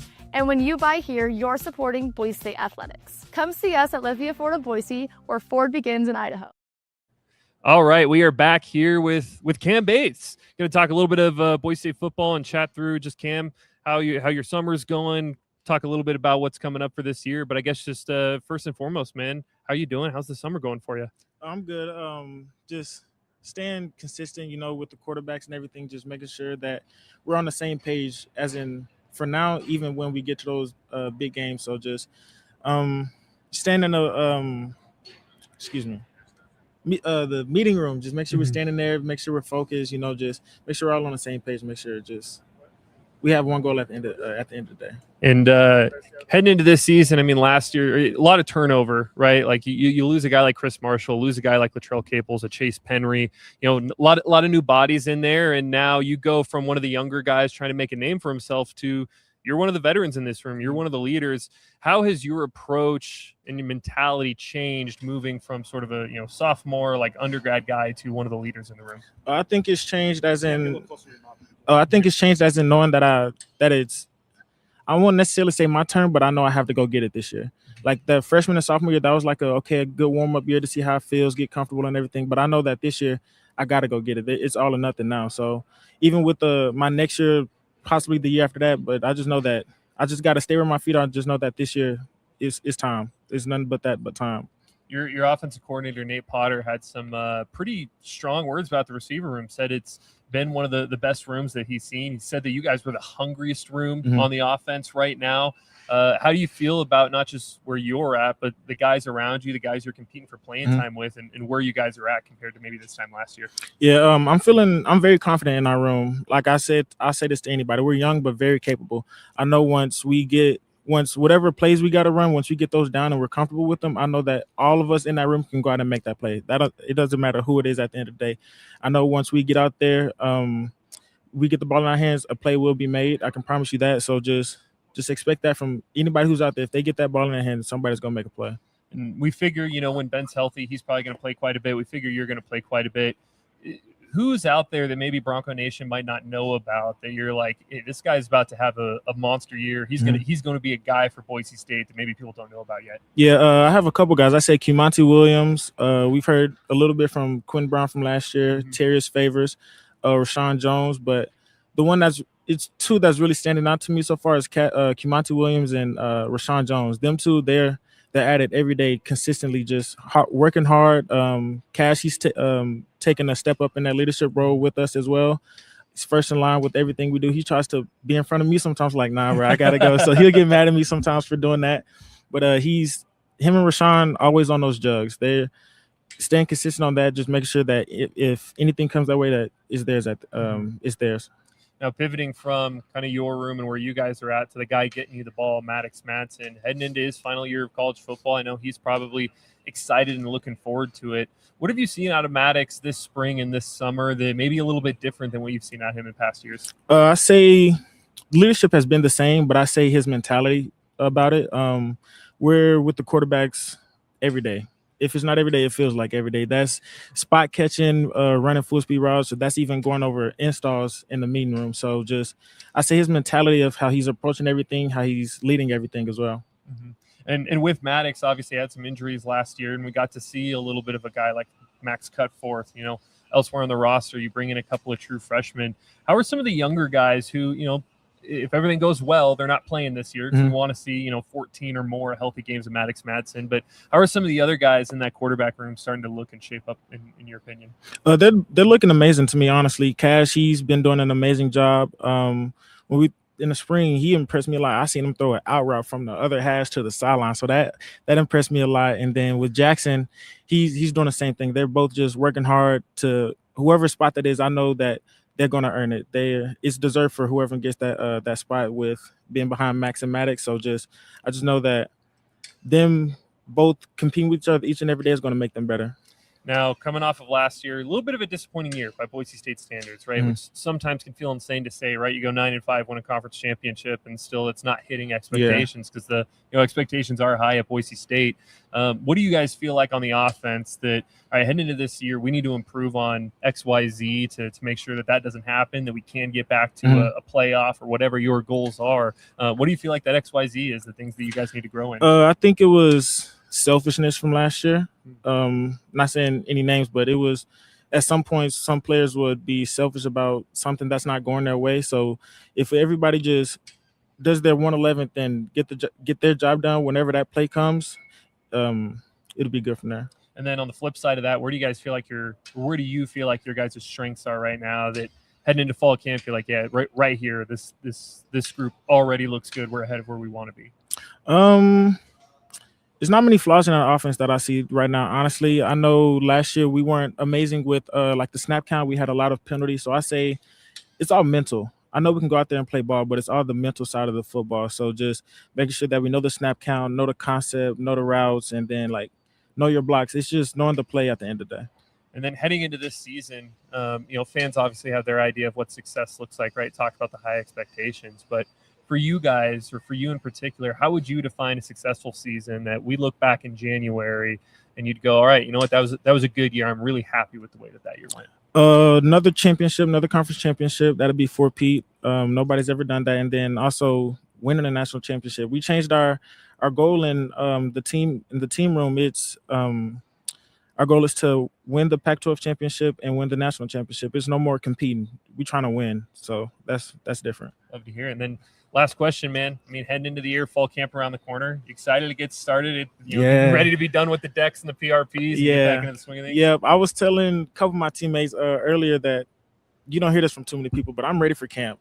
I think it's just the fact that I miss football. I miss playing football. But I'm ready to camp just to get back out there with my teammates and do what we love. Yeah, absolutely. Well, Cam Bates, appreciate you coming on. We'll let a quick 30-second ad, and we'll be back with BJ Rains to keep going on Boise State Spring Day. So yes, sir. Thank thanks you for coming on, Cam. Hey, Bronco Nation. This is Boise State football wide receiver Ben Ford. I've had to face some setbacks on the field this past season, but toughness isn't about staying down. It's about getting back up. I am proud to represent Lithia Ford of Boise, where you can find the largest selection of Ford trucks that are built tough and, like me, handle the hits and keep pushing forward. Come check out the incredible inventory and competitive pricing at Lithia Ford of Boise. And when you buy here, you're not just getting a truck, you're supporting Boise State athletics and Lithia Ford NIL partnerships. Come see us at Lithia Ford of Boise, where Ford begins in Idaho. All right, and we are back. Boise State. I'm not Ben Ford yet. Not Sorry. Ben Ford yet. No. Yeah, I didn't even realize it in the moment, but I played the Ben Ford ad. There We've you got go. Ben Ford coming on. By the way, soon. Roger Carrion, when I was sitting next to him, that was awesome because for once I look small on the camera. Yeah, I was like, this is great. I look like I'm, I mean, you just get sitting next to some of these linemen. You're just like, I'm not saying he's just big, and muscly, and athletic, and I'm sitting there looking like a very small portion on the screen. So I like that. But the worst is always sitting next to our guy Abe Jackson, because I'm 6'2", I'm a tall guy, but I stand or sit next to Abe Jackson, and I look like Cam Bates on the screen, where I'm like 5'8". But some great insight from Cam Bates. Liked a lot of what he had to say.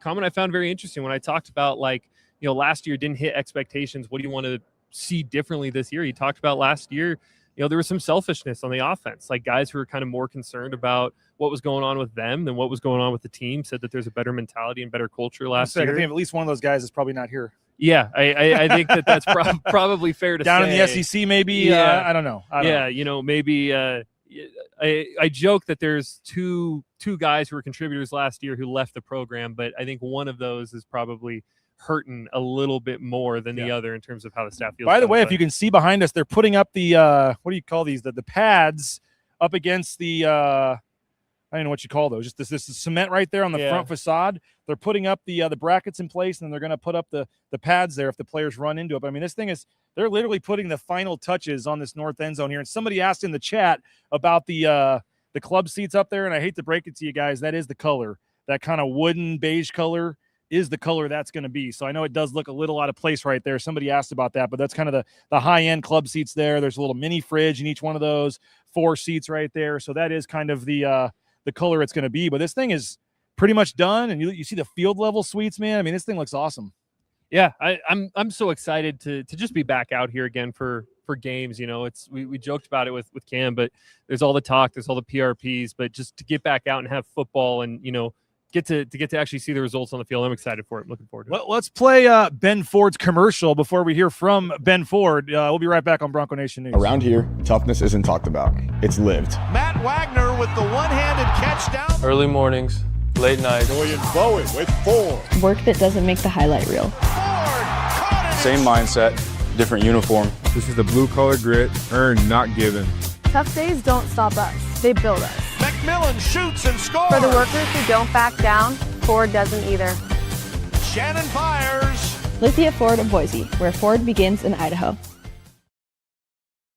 All right, we are here back with Boise State Media Days on Bronco Nation News with one of the best athletes on the team, if for no other reason than he is one of our partners here at Lithia Ford of Boise. Got the truck set up. I mean, I guess what do they got you in with Lithia Ford of Boise? Got me in a nice F-150 XLT. Yeah, space white. It's money. Love it's it. awesome. Yeah. That's got to be the easiest decision of all time for Jim Sturk in the crowd there, right? Like, oh, hey, Ben Ford. Yeah, let's bring him into be part of the team. It fits too well. Yeah, it's awesome. Yeah, shout out Lithia. Well, Ben, thanks for joining us, man. Just gonna be chatting a little bit about the season, the off season. I guess first and foremost, obviously, lost time last year with a knee injury. How are you feeling? Where's your health at this point? Yeah, I'm feeling good. Definitely, the biggest thing with these long injuries is taking it one day at a time. So I'm just trying to be process driven as best I can, and just trusting that if I put that work in where I'm currently at in the moment, and then I'll get to where I want to be. So yeah. We had some media members asking Nate Potter pretty directly, when are we getting Ben Ford back? Is he going to be ready by week 1? Is he going to be ready by fall camp? I won't put that pressure on you to list a timeline, but just how are you feeling? How close do you feel you are to getting back to going full speed? Yeah, I'm definitely close. I'm getting there for sure. I think, like I said, I'm not trying to work too fast because I don't want to have any setbacks. But I'm doing everything I possibly can to get back as soon as I possibly can. So just like I said, being process driven and worried about that. Well, moving away from the training table to on the field, I mean, I'm sure you're excited for the season to get back going and get back into the swing of things. Last year, a little bit of a disappointing season by Boise State standards, right? You go 9-5, you win a conference championship, and again, it feels insane to say, but that's a disappointment sometimes for Boise State. How do you feel like this team is different this year, whether it's in mentality or talent, and how do you think that's going to translate to a better season for you guys? Yeah, I think mentality-wise, we are way ahead of the curve of where we were last year. I'm really proud of where this team's at right now, and I think we've been just grinding through this year. This whole season this whole 2026 has been amazing. I think we've been growing so much, had a lot of new faces on the team, but I think we connect really well on and off the field, and I'm just excited to where we're still growing too, but I think we put ourselves in a great position right now. And moving over from sort of the offensive side of things to the defensive side, all 5 guys who started week 1 in the secondary at USF are gone, right? A lot of turnover in that group. And I'd asked you up in the print section, I said, who's a guy that's maybe Bronco Nation doesn't know about? And you pointed out Jericho Washington as somebody who's really stepped in. But just going up against them in spring camp and seeing them work against the wide receiver room, where do you feel like the secondary is right now with all the new faces come in? Do you feel like that's a group that's going to continue to elevate and get better despite some of the losses? Absolutely, yeah. And I think, those guys are so process driven and they just want to help the team in any way they can. And I think that, they show up every single day and they work their butt off. So really proud of that group for sure. And it's awesome to see where they've grown to. I'm excited to get fall camp rolling because you're even going to see more guys stepping up, making plays, being able to, get the opportunity to make a play with the ones out there and the starters. So I think we're going to see some new faces and it's going to be good. Absolutely. Now, heading into to fall camp, what in particular are you looking to see out of the offense to help you guys take this next step forward? Obviously, 2 years ago, make the CFP. I imagine that's the goal. Cam Bates said that you guys got to change now in the team room there. It's now, hey, we want to win a Pac-12 championship and we want to win a national championship. What do you feel like has to happen this fall camp in the offense to get there? Yeah, I think it just comes down to taking it one day at a time, understanding what we need to get better at on this day, what we're focused on that day, what the situation of practice is, what plays we have in, studying the installs, making sure you know them inside and out so that when we get on that field, you can just play as confident and free as possible so that, obviously everyone's going to make plays at that point. So I think it just really goes into the preparation piece. Now, to throw you a little bit of a curveball here, we had some comments asking Cam this, and I didn't get time to ask him, so I'll ask you. They're asking, how fast is Cam Bates is 40? Who's the fastest guy in the receiver room? So I'll ask you right now. I mean, you've probably been out of the action, out of the races for a little bit, but while you were out, because I'm sure you'll say you're the fastest when you're out That's there. right, yeah, Who right now who's got the speed in the wide receiver room to the guy that's like, yeah, he flies, he's winning the races? Yeah, I think the fastest. I'm gonna just have to go with the top 3 because I honestly don't know. It's a good race for sure. I'm gonna have to go Cam Bates, Q Brown, and Akeem Wright. Akeem Wright, yeah. All right. Speaking of Akeem Wright, I mean, he comes in, played at the JUCO level, and like, look, part of my job is I'll do a little bit of analysis when a transfer comes in, right? Like, I'm watching Kennesaw State tape to see Jericho Washington. Couldn't get my hands on any Deonza College tape. Not really out there. Right. What have you seen out of Akeem Wright, and what do you think he can bring to the receiver room this year? Yeah, obviously he's a really explosive player. He shows up and works his butt off every day, so that's the utmost importance for sure. And I think he's shown a lot of growth in the spring for sure. He came in not knowing a lot about the offense, obviously, and he's grown a ton in that space. And you could tell when he knew what he was doing out there, he steps up to the ball and he's explosive and he'll make a play. So I think being able to grow his preparation has been huge for him. And Ben, zooming out big picture for you here, what would a successful season look like for you personally, but then also on the team side of things, right? Like, fans all have their definition of what a good, successful Boise State season looks like. Internally, how are you defining that both for yourself and for the team? Yeah, I mean, for myself, I would say just being able to get back out there with the team and contribute to winning games and contributing to the team overall. I think, that's all I want to do is get back out there with the guys. I miss being out there. It's obviously hard to be on the sideline. So I think successful for me would just be being out there with the dudes again and contributing to the team wins. And then as far as the team goes, yeah, we have that goal of winning the Pac-12 championship, getting that 4-peat, and winning a national championship. And I think that's always a reminder in our head of where our goal is, but that comes from our whole process of how we get there and taking it one day at a time and understanding what we have to do and what needs to change to get to that point. So I think a successful season would just be continuous growth and being able to take it 1 week at a time, one day at a time, and really go 1-0 each week. Yeah. Well, one last question for you before I let you go. Heading into your last year of college football, it's obviously been, a journey to get here. What do you reflect on as some of your favorite memories that you've had so far, and the things that, when a year from now, when football is gone, the things that you're going to remember most and look back most fondly on? Yeah, I think obviously I'm going to miss football, for sure. Being able to be out there with the guys and playing and just really just even practicing, doing stuff. Even when practice gets hard, I'm definitely going to miss that feeling of being out there with the dudes. And then I think there's also just a lot of off the field moments that you'll miss too. Just being in the locker room with the dudes, having meetings, hanging out, just eating food together, team meals, all that stuff. I think that's going to be the most missed things for sure.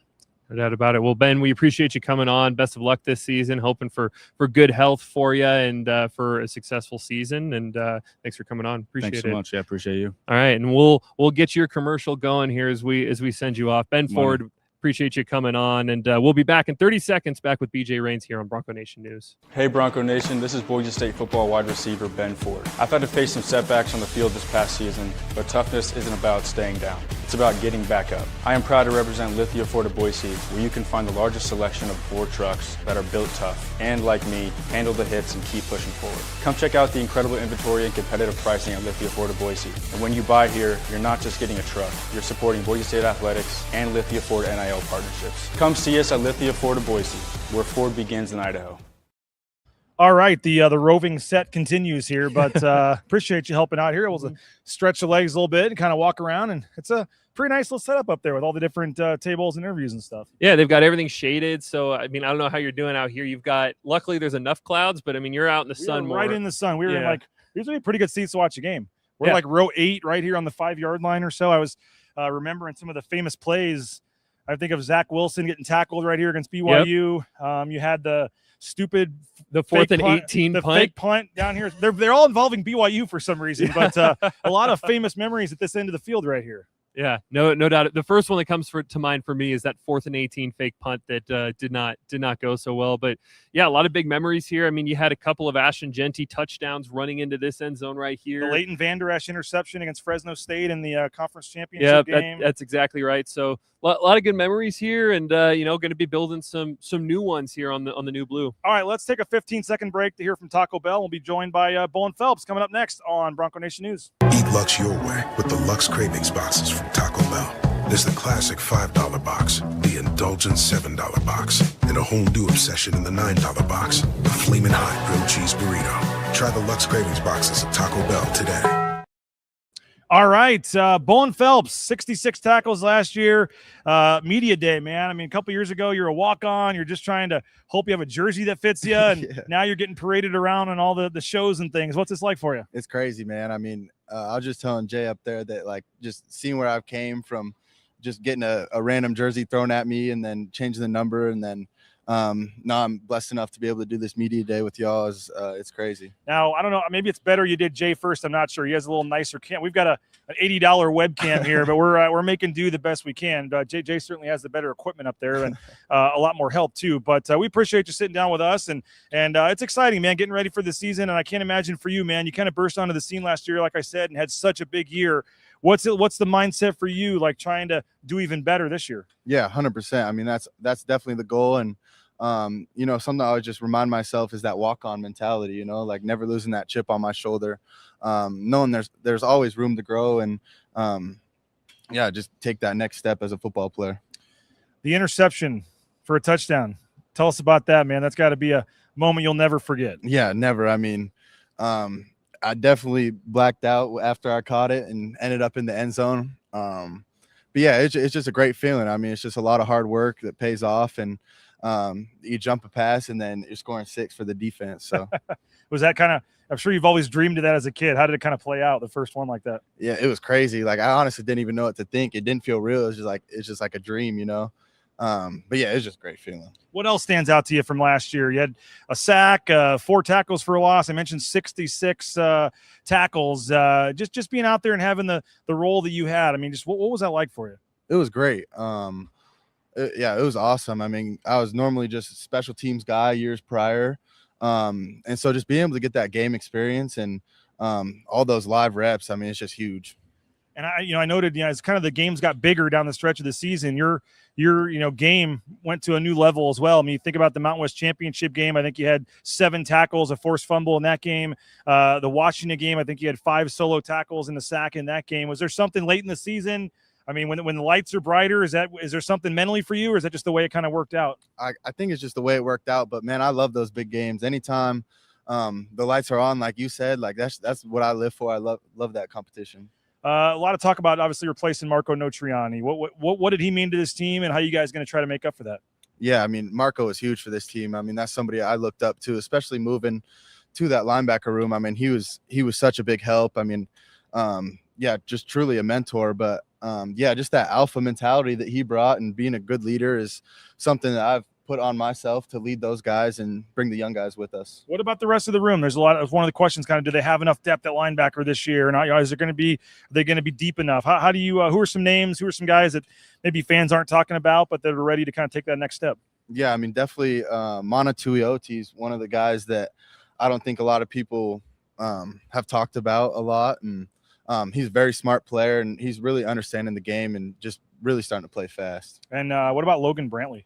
Yeah, he'll be great for us. He's very athletic, strong, great kid too. Like, always smile on his face. But when we need to come in and work, he's right there working. So how's Sincere looking? Good, strong. I mean, he's a big boy. But yeah, he's just getting more comfortable with the game, man. Like, I think that's the biggest thing for him. I mean, he has all the athletic abilities to do it, but just getting in that film room, and he's just getting more comfortable, and it's been cool to see him grow too. Bowen Phelps, our guest here on Bronco Nation News. We're at Boise State Media Day. We're down here at Boise State. What's it like in a meeting room with Stacey Collins? It's loud. It's loud. It's very intense. So you got to always be on your toes. I mean, you never know when he's going to ask you, hit you with a question. So, but yeah, it's intense. It's loud. It's good. Does he have any sayings or any things he always says the same thing of, or any famous sayings where you guys roll your eyes or anything, or in the meeting room or on the field? Yeah, he does a lot of things. Like, if we're going against counter, he'll just say wham. Like, he'll just yell wham a bunch. Like, it's funny. We always make fun of him for that. But what's it like? Just a guy like that. It's been around a while, and he has that personality, but he's he's when you get out there on the field, he's a no, he's all business out there. I mean, what's it like? And you see some of the special teams drills and things that he runs, and some of those drills early in camp over there with the tackling dummies and stuff and the sleds. I mean, just he's obviously loves you and stuff, but he can be an intense guy as well. Yeah, 100%. I mean, that's kind of how I was raised, just with my dad, like that old school coaching. So, no, I love it. I think it keeps us as a whole linebacker room to a super high standard. Like there should be no mess ups or anything like that. But as soon as we leave that field, like he's gonna love up on you. And he's a great coach, good guy. Well, I mentioned kind of your story and going from walk on to working your way into a starter. How do you kind of look back at when you first got here and just trying to earn even one play on the field, let alone now? What's that like? And now you see some guys in your shoes that are coming in as freshmen or coming in as walk-ons. Like, what's that like for fans? And maybe you don't understand the hierarchy and just how much you do have to fight your ass off to earn everything you get. Oh man, it's so different. I mean, I remember playing scout. It's like, will I ever even be able to take a defensive rep? Like, it's definitely crazy the things that guys have to go through. But I just reminding them that just be patient and work hard, and good things will happen. Well, what are you seeing for this defense, man? I know a lot of people are looking at there's projections and all this. I know the sack numbers last year maybe weren't what they were the previous year, and everyone can nitpick. I mean, the tackling is a big thing getting talked about. I mean, what are you looking at just in terms of this defense and your outlook for it this year? I'm so excited. I think this defense is so hungry. Obviously prove wrong what people have been saying, but and we know that we need to get better tackling, and that's what we've been working on. And just the intentionality of how we've gone to work in this spring and summer has been huge. So what was that like in the spring doing so much live tackling? I loved it personally. I mean, those live reps, I mean, you can't replace those with tagging off on the hip. I mean, just those live reps are huge, man. Well, we appreciate your time, man. We'll let you get to the rest of the interviews. Best of luck this year to you. And that Oregon game is going to be here before we know it. So yes, stay healthy. Have a great year, and we'll catch up with you soon. Awesome. Thank you so much. All right, man. Bowen Phelps, appreciate him for joining us here on Bronco Nation News. Chris, you want to jump in for a quick second? We got Spencer Danielson coming up in like 2 minutes, and we'll get Chris's quick thoughts on things so far. Don't trip on the cord there. But Spencer Danielson, get your questions in for the Boise State head coach here in just a minute. Don't lean too far back in the chair, Chris. But Chris Van Sickle, you know him, you love him. How's your first Boise State media day going, man? Exhausting, but go great. A little to the camera, by the way. We'll do a little just slightly towards our man over here, Chris, we'll get ready for Spencer here. Take up a lot of screen. That'll work. Sorry. Well, no, too much. Go back a little more.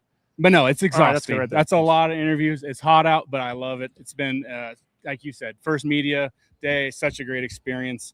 Hearing a lot of newcomers' names, I'll tell you right now. Who's a name or two? Who start the buzz on somebody real quick? Tyler Etheridge. Okay. Yeah, we've been hearing him a lot. Dude, I offense coordinator, defense coordinator, both shouted him out as a star. A Jericho Washington, another cornerback coming from Kennesaw State. Sounds like he's going to really push for some starting time. Okay, and you're going to be working on a couple stories. What all you got cooking from today? Yeah, I'm gonna cover a lot of those newcomers and get quotes from the coaches and from other players. I know Cam Bates was talking about Terry Favors' NCAA 27 rating. He got a really nice rating. Wow. Okay. The speed, right? 94 speed. So we're gonna talk about that, and then just lots of observations, a lot to take in. I'm sure the viewers are loving it and just really enjoying it. Yeah, no, it's been cool, man. And then you look behind us, and they're putting the finishing touches on the north end zone project here, and it's a little warm, but it's not. I mean, it could be worse thanks to the cloud cover here, but it's kind of cool to. This kind of puts you back in football mode. Absolutely. I'm pumped. I'm excited for spring fall camp to get started. It's just a couple weeks away. 2 weeks from today, I believe. 2 weeks from today. There you go. Yeah. So let's get into it. Tell us about the most recent recruiting article that you got up. We got one coming up that's going to be about Cale Snyder. Okay. I caught up with the quarterback commit. A lot of fans are still sitting there going, is he really going to sign? Or they're worried. Let me tell you, he gave us a pretty great, definite comment on that one. He bleeds blue. Let's just put it that way. So be on the lookout for that. And then he's going to talk about the other members of this recruiting class. They've added a lot of talent. One wide receiver in particular, he's really feeling a connection with, and is excited to have him on his team. Thrown to him. There you go, man. Pretty cool. Any final thoughts, man? Any lasting thought that you're going to leave here with from something you heard from somebody or just a takeaway? I think that my biggest takeaway, and I mentioned before, but is the hype on Tyler Etheridge is big. Nate Potter his quote was, "This could be one of the best that they've ever had here." All right, that's saying a lot. All right, well, Spencer Danielson's coming up. Sorry to kick you out, Chris, right. but we're back with Spencer Danielson in 30 seconds here on Bronco Nation News. How's your day going? Going good. Thank you. Yes.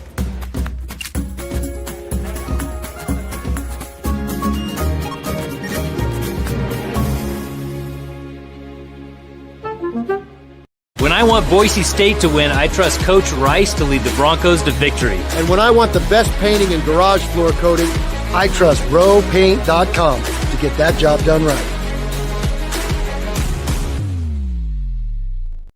All right, 1:42 p.m. But the moment everybody's been waiting for here, we're just past the halfway point, so we're getting kind of a second wind here for the second half of media day. We're out in the 90-degree heat. It's actually not bad. Thank you to the smoke and the cloud cover. It's not quite as bad as it could have been, but we got the new north end zone. They're putting the finishing touches on it behind us, and we got the head coach, Spencer Danielson, sitting down with us for a few minutes. Spencer, appreciate your time, man. How we doing? Beach. I still got your thing on, by the way. Let's go. You gave it to my son the other day, and I love Jesus, work hard, treat people right. Let's go, Beach. Yeah, come on. I got it. So, what's this like for you? No trip to Circa this year, no trip to Vegas for media days, but you guys decided to put on your own media day, and a lot of cool interviews and things going on, and kind of a unofficial start to the season here. Yeah, it's exciting. I mean, even though we love going down to Vegas for media days and going through a beach, I think just like anything, every year is a new year, in a new conference, doing something different. And it's really cool for us to be able to have more players now, right? We're able to, all the players today are on our leadership group. That's how I want to break it up to where obviously there's other players that will get interviewed later on, but this is our leadership group. We got our coordinators here. I got the blue behind me. I got Mr. BJ Rains with me. I got Bronco Nation. I mean, no place I'd rather be, BJ. Yeah, no, we appreciate the hospitality here. They even got bottles of cold water for us. Look at, hey, have it all at Boise Chris State. And everybody came through. Yeah, we appreciate it. What for you is kind of the big storyline here going into camp? There's going to be a lot of questions, a lot of things you're trying to figure out, position battles, guys taking the next step, or did you improve the tackling enough? Are you going to get more sacks? Are you going to be able to get 2,000-yard rushers? Is Maddox Madsen taking that next step? I mean, all these is your receiver group ready to take some new guys take forward there? Is there one or two that like you're most eager to find out, or you're trying to get an answer to, or as a head coach you probably got 50 million things you're looking at? Well, and there's even more than that than you brought up, BH. I mean, there's a ton of question marks about this team. There's a ton of things that right now we got to get figured out, and we will. Right now, for me, it's all process over outcome. And we actually talked earlier as a team. We talked about goals and where we're at. And the reality of it is the dream is free, the journey's not. And that's where right now around the country, you see everybody talking about how great their team's going to be. And this is where Phil Steele says you're going to end up and that's all great. That's the cool part about college football. And and our country loves it. This fan base loves it. But we got to go put the work in. That's where there's a lot of question marks that we got to get fixed and we got to have answers to. We have a plan for all those. And in a week and a half, which is crazy to say, or probably about, I think maybe 2 weeks from today, we have our first practice. We're going to hit the ground running. I promise you this, Coach Hilgard has done a phenomenal job with our team. The mentality, the toughness, the growth they've had this offseason, this summer. I'm really, really excited about the team we have. We haven't done anything yet. We got a lot of work to do, but I'm proud of our staff. I'm proud, especially Coach Hilgard, Jeremy Bush, our training staff, just what they've been able to do this summer. Who are a couple of guys that we're not talking about that come midway through fall camp we're going to be talking about? Yeah. Are there a couple of guys that are ready to kind of emerge and break out this year? I'll tell you what, man, I've been really proud with, obviously everybody knows Sire Gaines and Dylan Riley, but I'll tell you, yeah, exactly right. But I'll tell you what, Harry Stewart and JG, I mean, two other running backs that have had great off seasons. I mean, can completely change their bodies, have done a phenomenal job. I'm excited for, I know people kind of know about him, but K.O. Edwards is a defensive tackle on our team that if you don't know about him, you need to, because he's a really, really good football player. He's had a great off season. A lot of buzz around Tyler Etheridge too. Tyler Etheridge will be one of the best offensive linemen on our team this year. I mean, he's done a phenomenal job. I mean, but I need to give a shout, and everybody knows who he is, but Roger Carrion has done a phenomenal job leading that offensive line this summer. He's obviously our best offensive lineman, but he's also stepped up in a major leadership role. But Tyler Etheridge is going to be one of our better players in our entire team. The north end zone here almost done. They're putting the padding up on the walls today and the final touches. What's this like for you? You saw the first shovel go on the ground. Yep. Now you see it done. And what's this going to mean on game day, but also throughout the year and for your players, and how badly was this facility needed? And just to see it behind us on the screen here almost done, what's the feeling like? I'm so excited. I purposely have not been in there yet. We've had some recruits that go through some of our players, but I want the Christmas morning effect where you come down and it's just that way. So I'm waiting until it's completely. So you've never been in? I've never been in there. Never. Yep.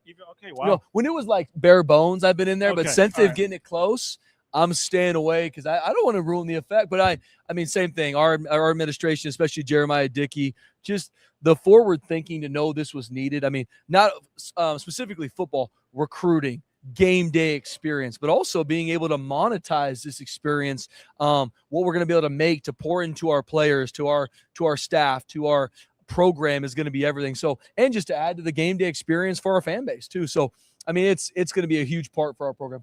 Did you get any? I know you don't get necessarily time off, so to speak, but did you get away at all with the family this summer at all? Get a chance to do anything? We did, man. It was a huge blessing to get some time with the family and with a 5-year-old, 4-year-old, and 1-year-old. I was changing diapers and running around. So I joke with our staff. I think it's maybe easier for me when I come back to work than it is being home. But it was all we drove to Mammoth, California to see my parents, hang out with them for a little bit, had some friends and family. We've been going there since I was a kid. And then last week we actually drove up to St. Mary's, Idaho, where my sister-in-law Vieira's from, and hang out with her family and people there. I mean, if you haven't been to St. Mary's, it's a phenomenal place to hang out on the river. Great people there. Shout out St. Mary's.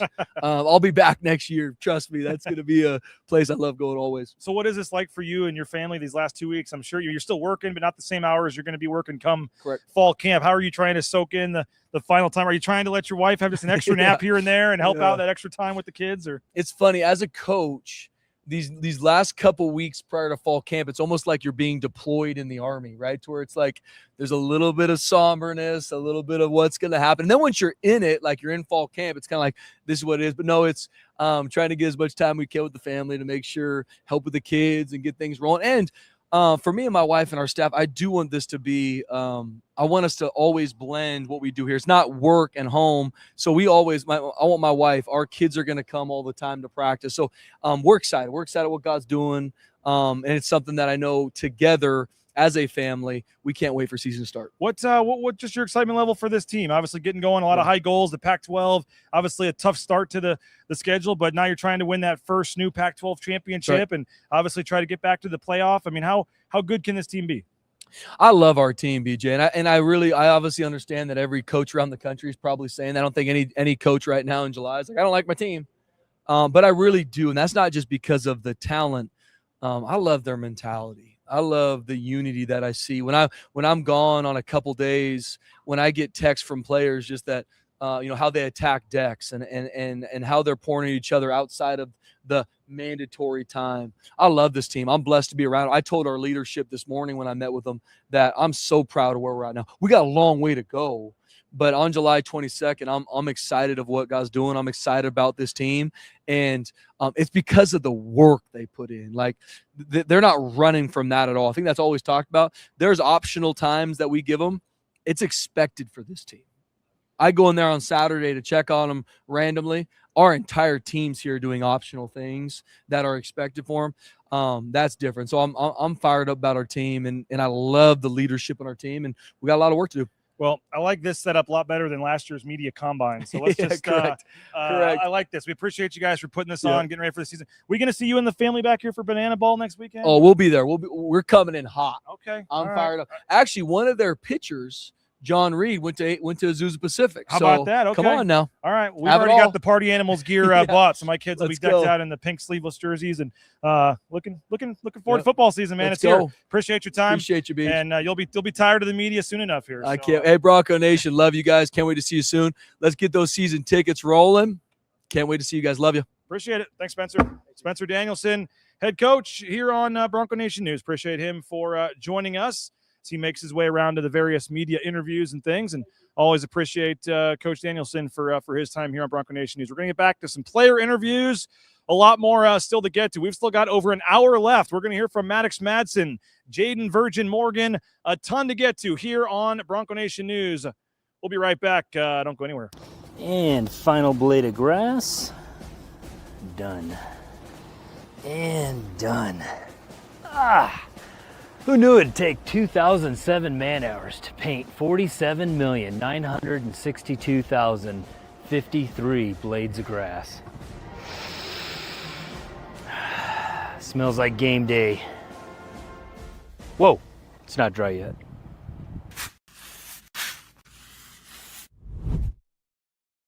How's your day going? Going good, thank you. Yes.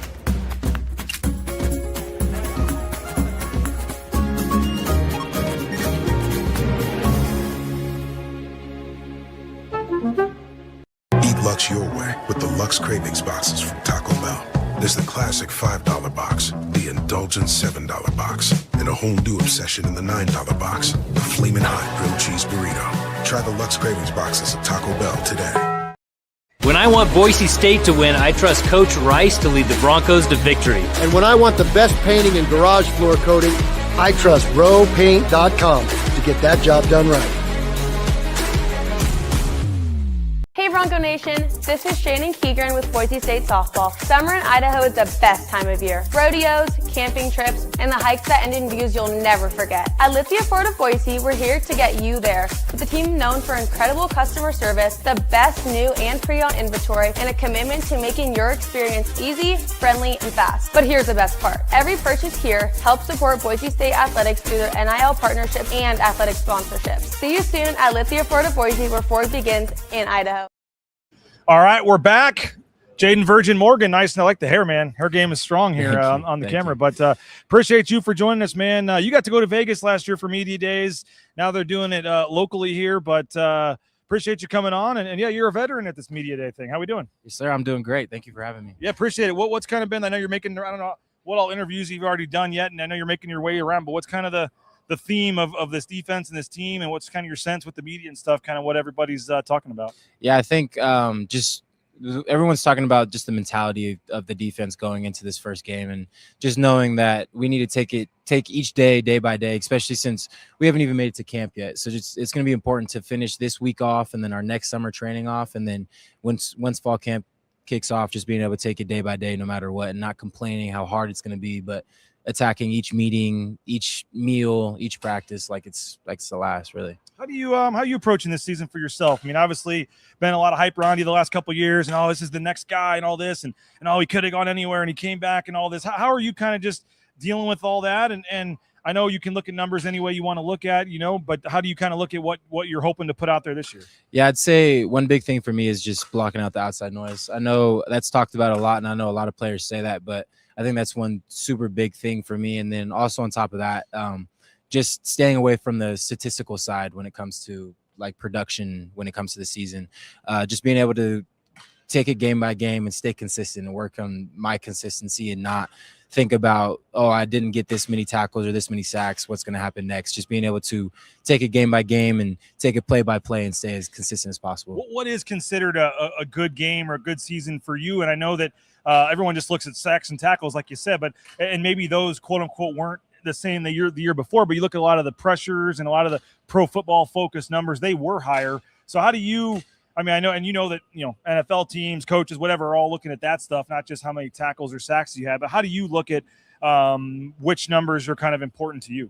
I'd say one big thing for me is just, obviously, like I said, consistency, but being a nonstop force or when it comes to run game and pass game, just being able to stop and close my gap no matter what it is and do my job. And then another thing, huge thing that Coach Frazier and Coach Shenander and Coach Miley always talk about is just being at the ball no matter what it is. Just how important it is to be at the ball every single play, whether you're on the back side, whether you're on the front side, being at the ball is super important. Now, there was a lot of talk about the tackling last year not being very good, but you were actually one guy that improved your tackle numbers.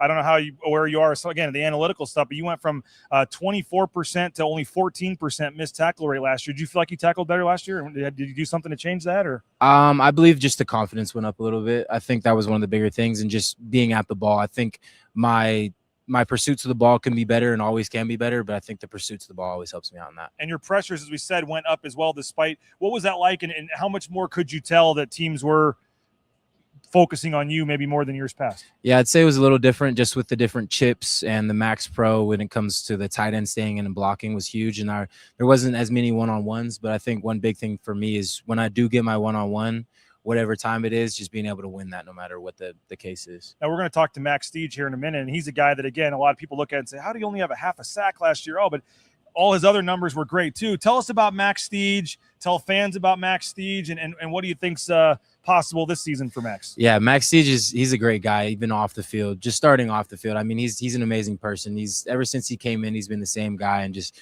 being able to see his growth, especially coming from a different country and him trying to fit in and just work with us has been amazing to see. And just his drive to win and drive to be successful is amazing to see. I mean, the amount of work that he puts in off the field, whether that goes to just the extra work or mobility, just keep making sure his body's right, is amazing. And he's a great player, and I'm super excited to see what he does this season. Now I mentioned the sacks went way down last season as a team. The tackling obviously at times wasn't great. Is there one, well, I don't know, it was takeaways or strip sacks or what, like I said, not having dumb penalty, personal fouls, but is there one thing defensively, like if we can just do this better, it's going to make a big difference? I think just getting out of our own heads and being violent. I think that's going to be super big for us, just being violent every single play and then just doing our job.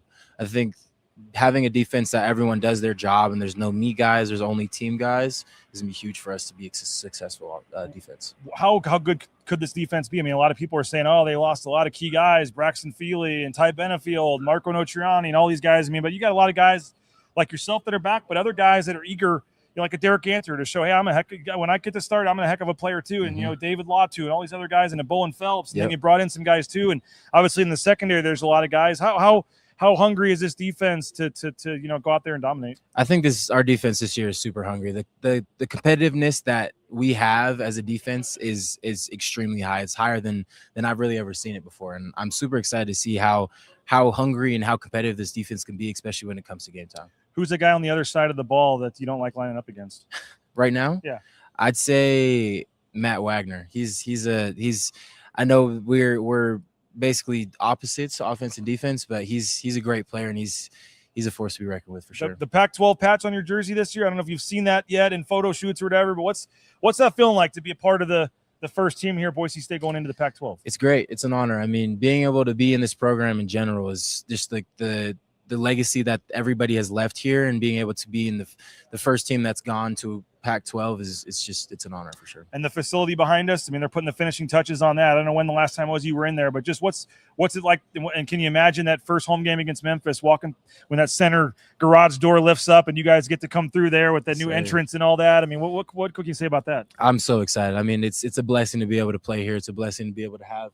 facilities like this and being able to start in a new one like that. I'm super excited for sure. Well, what's your message to all the fans watching, the hundreds of fans out there and thousands more are going to watch us on replay, just about your 2 weeks from fall camp, 2 weeks from the journey beginning again? I mean, just what are the expectations for this team? What are your goals, and how fired up are you to get this thing going? Yeah, I'm super excited. I want to say I appreciate every single person in the Bronco Nation so much. The fans are amazing, and just we're gonna come to compete this year for sure.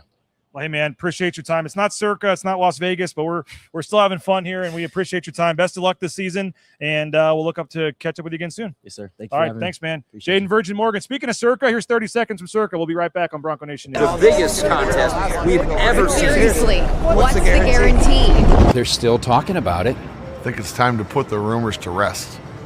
Showtime. $30 million. $30 million? $30 million? $30 million? That's $30 million guaranteed. 3 contests, multiple ways to win, no rate. Entry starting at $1,000. Enter in Nevada, play from anywhere. All right, get your questions in. We got Sire Gaines coming up here momentarily. And then we've obviously got Maddox Madsen. We got Max Steege and Matt Wagner as well. So we're rolling along. Boise State Media Day here. Excited to be here as they put the finishing touches on the blue and the North End Zone project, and the football season 2 weeks away as we welcome in one of the top offensive players out here on the West Coast, Sire Gaines. Don't lean back too far in the chair there, man, or it may tip over on you. Here's your microphone. How you doing? And Sire, the firm handshake, always ready for it. I was ready for it there. All right. How we doing, man? Appreciate your time. Yeah, I'm blessed. How you doing? Doing good. Get that a little closer to your mouth there if you don't mind. And what's this like for you, man? 2 weeks till fall camp. You're doing all the interviews, media day. I mean, does it kind of feel like football season now? Yeah, it's the best time of year, where you talk about how good the team is going to be. You talk about the players that's entering fall camp and, just talk about the confidence that we have with coming with our training. 800 and I got a bug on there. Oh, thank you. Appreciate that. Absolutely. To tell us about just where you're at and how you're feeling and just your kind of mindset going into this season for you personally. Me personally, I feel very confident. I had a strong summer of training, just grinding day in, day out. And, I'm just confident of like all the players, the offensive line, they did a huge, tremendous job training our defense, huge job of getting better, learning the calls, learning the signals and stuff. Like just overall confidence, and just me personally, I'm just ready to get after it. 811 yards, 8 touchdowns, I believe, 5.0 yards per carry. Do you have a favorite run from last year? Last year it was just a year of, finding my confidence again, finding the feel for it after being hurt a full year. So, I left a lot on the table. I see a lot that I did wrong within my preparation in and out throughout the week. But, I love the tough runs, the tough, hard runs. But I say if I had a favorite run, it had to be UNLV. I could give a little bit more juice, but that's for this season coming up. Now you did, and I don't know how familiar you are with some of the analytical numbers and all that, but your 48.6% success rate on short yardage situations was the highest of any running back in the conference, third in the entire country on short yardage. I know you're more than that. You can do it all, but in terms of those 4th and 1s and when they would give you that chance, literally only 2 running backs in America last year had more success than you did. Then that's average then. That's the case. At the end of the day, when it comes to the short yardage runs, I just care about this team because I know that if I fail, that that it hurts the team. So that's all I think about when it comes to short yardage. Get it from my brothers. Now you're a guy that in this day and age in the portal and all this, you get another guy like Dylan that comes and has the year he has.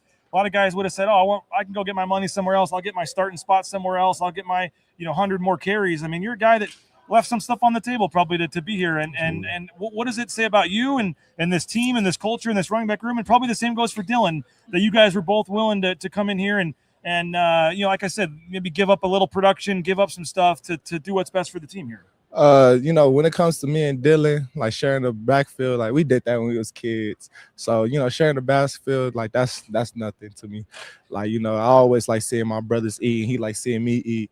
And, I'm a Bronco, man. I'm a Bronco at heart, and I'll forever be a Bronco. So leaving ain't an option, winning is. So that's something that I'm trying to continue doing here. What is that like with you guys? And maybe you are getting 3 or 4 or 5 less carries a game than you would or something, but how is that keeping you fresh? How is that helping when you are off on the sideline? Are you able to see some stuff maybe than if you're out there getting 20 straight carries? I mean, how's that dynamic work with you and Dylan out there?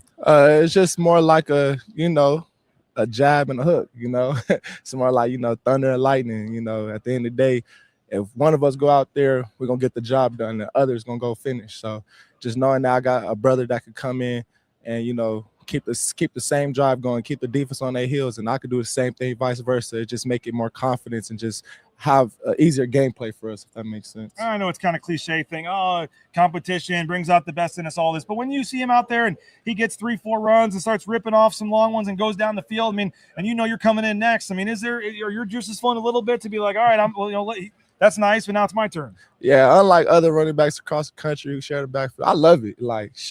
My brother out there eating, of course I'm gonna love it because I know he love it when I eat too. So hey, when he go out there and run a big run, I know I'm gonna come in and punch him in the mouth, and then we finna go celebrate on the end zone. We finna go celebrate on the sideline, talk it up, and get ready for the next drive. So what for you in terms of just kind of taking your game to the next level? Not to bring up negative stuff. I know fumbles maybe is something you're working on. Absolutely. What else for you can you help elevate and become just that next level back? I love growing. Failures, that brings growth. So the fumbles and stuff. I did a huge job this summer of my ball security, ball leverage, and just overall just top end speed and just overall just health because long as I'm healthy, I know that I'm dominant. So now I don't remember exactly, and Sire Gaines, our guest here on Bronco Nation News, I don't remember all the fumbles and kind of how they happened, but I know even when Ashton was here, he'd try to fight for that extra yard, and there'd be 10 guys on him, and he just didn't want to go down. And you can only see so many guys, and you only got so much room, and there's so many hands. I mean, is there ever a not to say where you got to just take what you can, but I assume you are never going to give up until you're down. Is that sometimes just the way it is, where if you're going to have 8 guys on you, at some point someone's going to poke it out? No, that's every time. Like that's every time. Yeah. Like, that's how my dad raised me. Never go down on first contact, never let one man bring you down. And I got the mindset to never let one man nor two men bring me down. But even with the ball security, at the end of the day, the ball is the team is the ball. So at the end of the day, it doesn't matter how many people jump on your back, trying to tackle you, great leg, protect that ball at all costs. And that's something that's going to be big for us this year. Tell us about, we've talked a lot about you and Dylan, but tell us about Harry and some of the other guys in the stable there. Yeah, Harry and JG, man, like them some hardworking guys. I feel like they pushed us to outwork each other. They push us to have the competition in the room. And Harry, him just growing because JG didn't do spring ball, but Harry just grown, and he just a productive back, a real good back. And I love the mindset that he has. And JG, man, he worked his butt off this past spring to get back right. And he been training hard. So I love the whole room, the whole stable, man. We keep the competition high, and any of us can get after. Any of us can go. And I think Malik Sherrod still had like 80-something carries last year. So you're going to need those guys, right? Absolutely. You're going to need anybody. At the end of the day, anybody that put on a blue jersey and that blue helmet, you're going to need them regardless. Speaking of blue, man, what do you think of the brighter blue? When you first saw them lay it down, what do you think, man? I'm not going to lie. I love the blue feel. I didn't know how damp the other blue was until I seen this Exactly. one. So I ain't gonna lie, Bronco Nation gonna love this one. And especially when you see the old color next to it. I mean, it pops, huh? Yeah, it do. You see it? What? And we've been asking guys about the facility behind me here too. To be here and just think about that Memphis game and opening up that garage door back there, and you guys walking through the middle. I mean, just we going back to the middle? I think so. Only right before the game. Only when the Seven Nation Army music comes on and you guys are going through. But what just the excitement level of that building and what it's going to do for you guys, and last year kind of weird, no fans down there and all that, just to have this place rocking again down here. What's it going to be like? It's going to be electrifying. I just know that my very first home game in the blue, we had the fans right here, and it was just I don't know, just a different type of energy. So now that we got full Bronco Nation back in the stadium, it's just going to be, hey, let's go rock out. Let's have fun. Let's put on a show for them. Now, I know you're the kind of guy, it doesn't matter if you're playing a NAIA school or the number 1 team in the country. You're going to approach it the same. You're going to be giving it your all. But knowing all off season, you're going to Eugene, that first game against Oregon. How exciting is that? And it's on national TV, on NBC, on a Saturday afternoon, week 1. Just the opportunity for this team right out of the gate to show people what you guys got this year. Not a lot of people going to be giving you a chance. You're big underdogs, whatever. Just what's the excitement level, and how much all summer has that kind of been all about this Oregon game? Man, at the end of the day, like I tell the guys, let's go win. Doesn't matter who talks about us, who doubt us, who's underdogs, who the top dogs. At the end of the day, when that football's put down, it's 11 on 11. It's me versus you. They bleed just like we do. Let's go out there and punch in the mouth. And for me personally, this is round 2 for me. I played Eugene when I was a freshman. I got a feel for the game. I got a feel for how the stadium is and playing big-time football. But I was freshman, and now it's time to go win it. Final question for you then, man. Just for all the fans watching, just what's your message about this team, the expectations, your guys' goals? I mean, you guys obviously want to do some big things this year. You're 2 weeks away from that kind of really going with fall camp starting. What's your message to Bronco Nation here? I can finally say it. Okay. Good. Oh, yeah, my fault. Sorry. No, you're good. I can finally say with full confidence for Bronco Nation, the grit's back. I seen everybody talk about how this team lost grit or this team ain't been coached right because of Danielson and how he approaches the coaching. This team grit is back. We put in the hard work for it, and we back. We ready to show Bronco Nation that, the Boise State Broncos is back. And Cam Bates said something earlier, and he said, I don't think he was trying to throw shade at one guy in particular, but he said there may have been a little selfishness last year on offense with some guys. And Cam said, hey, we got guys here now that are all about the team and all about doing it together. And I'm not asking you to talk about anybody, whatever, but just this team this year, how bought in do you think is this group in terms of teams you've been a part of? Offensively, this is the closest I ever seen this team. I've been here for 3 years now, And from the O-line to the quarterbacks to the receivers to the tight ends to the running backs, we're all close. Like, and we all hold each other accountable. I feel like that's what makes a championship offense, when you can hold a team, when you can hold each other accountable and nobody's puffing or fighting, nobody's just feeling in their feelings about it. Because at the end of the day, this game ain't based off sympathy or emotions. You know, it's about going out there and playing for your brothers and going out there and do what you got to do. Doesn't matter if you don't want to do it. And I could say, you know, it was some selfishness to the team last year. It wasn't just one. It was a couple people. But at the end of the day, like, that's not Bronco football, and that's not what Coach Potter preaches is now. Because Coach Potter did a great job of spreading all the opportunities this spring ball. And we see, like, you know, who the playmakers. And, you know, at the end of the day, everybody got a role to play. It doesn't matter if the ball's in your hand or not. You still got a role to play on this field. We got your quarterback coming up next year. Polarizing figure in this town, man. You know it, you see it, you hear it. Like, he's got his people that love him, and then every quarterback's going to have his detractors, whatever. Yeah. He obviously puts up with a lot, man, and he's done a lot of winning around here, and people want to nitpick stuff, whatever. But what do you think about your quarterback and his outlook going into his senior season here? Man, that's my quarterback. Like, I'm gonna tell y'all again. I'm gonna tell everybody that come across and ask. That's my quarterback. I'm rolling with Mad Dog. I got Mad Dogs back to the end. At the end of the day, a quarterback, you know, like Mad Dog, he's going to lead this team. And I love a quarterback that's going to go out and put his body on the line. That's what people don't understand. Most quarterbacks, when things get hot, you know, they tend to fold. But that's not Mad Dog, especially this year. He did a great job training, great job learning the offense to the full of his abilities. And, you know, his leadership, his accountability. He held everybody accountable, and just his overall toughness. Like, so at the end of the day, that's my quarterback. Let's get it going. All right, man. Well, hey, we appreciate your time. Thanks for sitting down with us. Stay healthy. Have a great year, and we'll be talking to you soon, man. Yes, sir. Sire Gaines, appreciate it, man. Appreciate you. Gosh, you got a good handshake, man. I was even ready for it, and I didn't do very well. Thanks, man. Sire Gaines, nice enough to join us here on Bronco Nation News. We continue along. We got another hour or so left here. We're rolling along with interviews. Hope you guys are enjoying the coverage here. Great viewership, and this is your show. So if you got questions for some of these guys, we got some coming in here, but in a lot of cases, your questions might be better than mine. So if you got some questions you want answered, go ahead and get those in the chat for Maddox Madsen. Your quarterback is coming up next here on Bronco Nation News, Maddox Madsen. So appreciate all of you guys for the comments, the questions, and go subscribe, bronconationnews.com. We'd love to have you subscribe and jump on in. You got Nathan Carroll, you got Chris Van Sickle, the whole crew.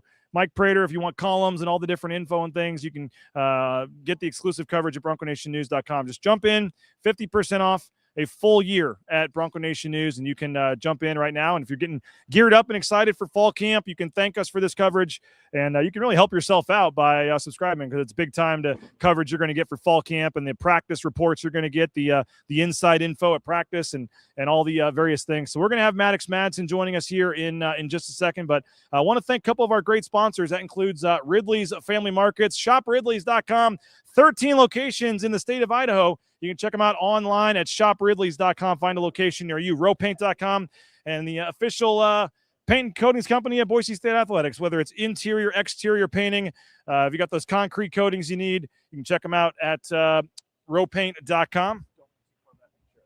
Rowpaint.com. We appreciate them for their support of Bronco Nation News, and Element Fencing as well. If you need a new fence, check out Element Fencing online, elementfencing.com. And again, they'll be sponsoring our defensive player of the game coming up during the season. 631-2790, elementfencing.com. We got to get our next guest. I can't wait to see the photo shoot that's coming through Idaho Central Credit Union, ICCU.com. They're on board now with Learfield, with Bronco Sports Properties, and it's good seeing their logo back in here, and good seeing one of the new deals that we were informed has been signed with this man right here, Maddox Madsen, quarterback. You're an ICCU guy now. I am ICCU, yep. Oh, I had you muted there. Sorry. Oh. You're ICCU. I am ICCU. Yeah. Great people to work with. Yeah. I mean, you just did recently did the photo shoot and everything, so we'll be seeing all your material and stuff coming out, right? Yeah, hopefully soon. What you can read defenses, you can do all this stuff, but what's it like out there doing the photo shoots and the commercial promos and all that? They're interesting, but it gives me the opportunity to work with great people and create relationships that I know will carry a long way. So. Yeah, well, we Shelby and all those guys are great guys over at ICCU, so we appreciate them, and happy to hear you're on board, and look forward, once all the stuff's done, to get your commercials and all your stuff in here for folks to see moving forward here. What's this like for you, man? Another year, the starter, another grind set to begin with camp here in 2 weeks, and now you're doing all the medias and making your way around here, but just kind of the mindset for you, the approach 2 weeks before camp. How are you just approaching this? Yeah, I actually hit it, the wide receivers with it the other day. these last 2 weeks are really the last 2 weeks for a long time that we get to have fun outside of the facility. Because when football comes around, I mean, you're in school, football's serious, you're putting all this time and effort into something, and you guys still do the school part? Yeah, we do the school part. Yes. Where are you on that? Have you already graduated? I did graduate. Okay. Yeah, I graduated in the spring. Okay, Been congrats here on long that. enough. Yeah. So are you going towards the masters or just? I'm doing not. Enough? Okay, I'm just taking enough credits to play football. Yeah, there you go. All right, hey, I did the 4.5-year plan so I could stay and party an extra semester. I know how it goes. So, what for you, man? Just in terms of there's so much talk and so much scrutiny on all the stuff that comes with being a quarterback. But what for you? Are you just what? Is there one overarching thing that you want to accomplish that you hope to improve on? Just what are kind of, I'm not asking for, personal goals in terms of yards, touchdowns, whatever, but just what for you is kind of your just overarching theme, I guess, what you want to do going into the year? Yeah, honestly, and I've kind of hit it before, just the concept of absolutely zero regret, honestly. And doing so with zero regret, enjoying this game. Like, this game has been a huge part of my life for as long as I can remember. And obviously the stage I'm playing at is a dream that I've had since I was 8 years old. So just taking that all in, understanding that it's really one more ride and there's zero regrets when it comes to the end. I know we've talked to you in the past. I've asked some questions just about all the scrutiny and stuff that comes with being the quarterback. And I know you say you don't really pay attention to much of it, but some of your family does, whatever. Is there one thing that either bugs you more than or one that's just funny that's just so not true that you just because they say, oh, we can't see over the line, or oh, there's all this stuff out. Oh, I mean, is there anything that you just kind of laugh off, or that your family jokes about at all when it comes to some of that stuff? Or honestly, nothing that comes specific. I mean, people always comment on height, which I'm so used to at this point. With that comes jokes about can't see over the line or balls get batted, but you have guys that are 6'5" getting balls batted. Sure. When a defensive line gets his hands up in time, he's going to bat the ball. But yeah, nothing really in specific. It is comical to read some of the things people have to say. But like I said, that comes with playing quarterback, and I don't read most of it. Yeah. You got to have pretty thick skin though, right? Yeah. And honestly, I don't really use any social media. If I Yeah. post on Instagram, my wife runs my Instagram now, which makes life easy. Yeah. What and just is that something that's always going to continue to fuel you though? I mean, you don't read it, so maybe you don't care, but just Yeah. the 2% of people out there that like to criticize and be naysayers, does that at all fuel you in what you do? Not really. There's more meaningful people that I'd like to prove whether it's right or wrong in my life than people that want to sit on a couch and say how bad of a quarterback I am, which is, it's okay. I mean, like I said, it comes with the position, and Yeah. I'm blessed to be able to be in that spot. Now, again, right or wrong, people sometimes will look at your performance in the Power 4 games or whatever, and that's something they always point to. Obviously, you get Oregon in the first game. What is it a common theme you see just about how good those defenses are, or the size, or the speed? Is it just a couple bad throws you've made, how eager are you to kind of quiet that narrative against Oregon? Yeah, I mean, you look back at the 2024 game, and honestly, I felt like it was a solid game on my end. Obviously, I hate losing more than anything, but like you said, people are gonna comment about whatever, and I think focus going into that game is just keep the ball in our hands. You can win a lot of games when there's no turnovers, which is something I know I'm gonna carry with me, but also just playing as hard as you possibly can, and that's something I know I'll never leave a game saying I wish I would have played harder. The competitive nature in me is putting everything I possibly can into a game. And so carrying that into Oregon with the guys around me is something I'm extremely excited for. Yeah, I mean, there's great people in this building that I know we're all ready to go attack that. How frustrating was the injury last year and then having to sit out and when the offense, especially in that San Diego State game, is struggled? Were you at that game? Or were you back home watching? No, I wouldn't let Coach D tell me I Okay, can't travel. so to the game. it's pouring down rain and the offense isn't going well, and I know you got confidence in your guys, but it's got to be killing you that you're not out there. Just those couple of games there. I know Max came in and ended up getting a couple really nice wins and helping get that Utah State game. Obviously, was a massive one, but just how frustrating was that for you to not be able to play the whole season? Yeah, it was frustrating, and I'll give a shout out to Max too. What he did in that Colorado State Utah State game to allow us to play in the conference championship kind of goes undernoticed by some people, but that was crucial. We wouldn't have been in that situation if he didn't play the way he did in those games. But yeah, I mean, like I've talked about before, even with the knee injury, you don't realize how much you miss this game until it's completely taken away from you and you have to watch your guys that you go to battle with every day play and you can't. So yeah, it's not very fun, but knowing I could possibly do my best on the sideline of keeping a positive attitude, when losing, it's hard, but just being there for the guys. And I think hopefully I stay healthy this year. I don't have to deal with that. Tell us about the new wide receiver group. A lot of newcomers. How's that chemistry going? You mentioned, trying to get to know them off the field better and stuff before camp gets going, but some new guys, freshmen, transfers. I mean, obviously the quarterback's only as good as the wide receivers. How do you feel about that group? Yeah, I'm extremely excited. Like extremely. I kind of have hit it. It's a little bit of a refreshing feeling when all those guys want to come in, they want to run routes, they want to work. That puts a lot of trust in my head when you're not even in a football game yet. And obviously what we've kind of built from the spring on makes me really excited, especially for camp. Like I'm ready to go with those guys. Like, let's do it. Let's play some good football. Are we going to, is there anything where it's like, okay, I know last year was, we got to get more deep balls. We got to do this. Is there an emphasis for this year? Is there something with your game we're going to see that's, different, or something you focused on in the off season? Or yeah, just general basis, simple thoughts, just be better. Allow guys to make plays. That wide receiver room is stacked of playmakers. Let's let those guys get the ball in their hands and make plays. Tell us about Cash Herrera. He's awesome. He's fun to be around too. Very interesting attitude, but awesome. Like I say interesting, it's not a bad thing at all. It literally is just but I mean, a young kid to be able to come in and mesh with older guys the way he does is really cool.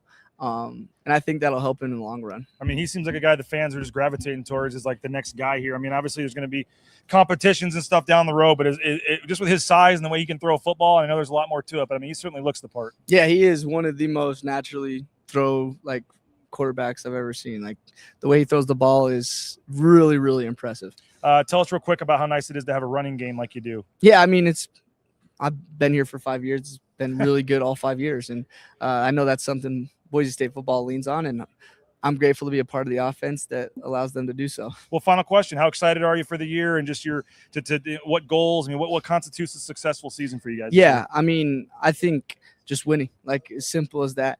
The last few years, we've won, we've lost, but in my opinion, success is winning games, and I think the more wins we have, the more successful the season it will be. Well, hey man, stay healthy.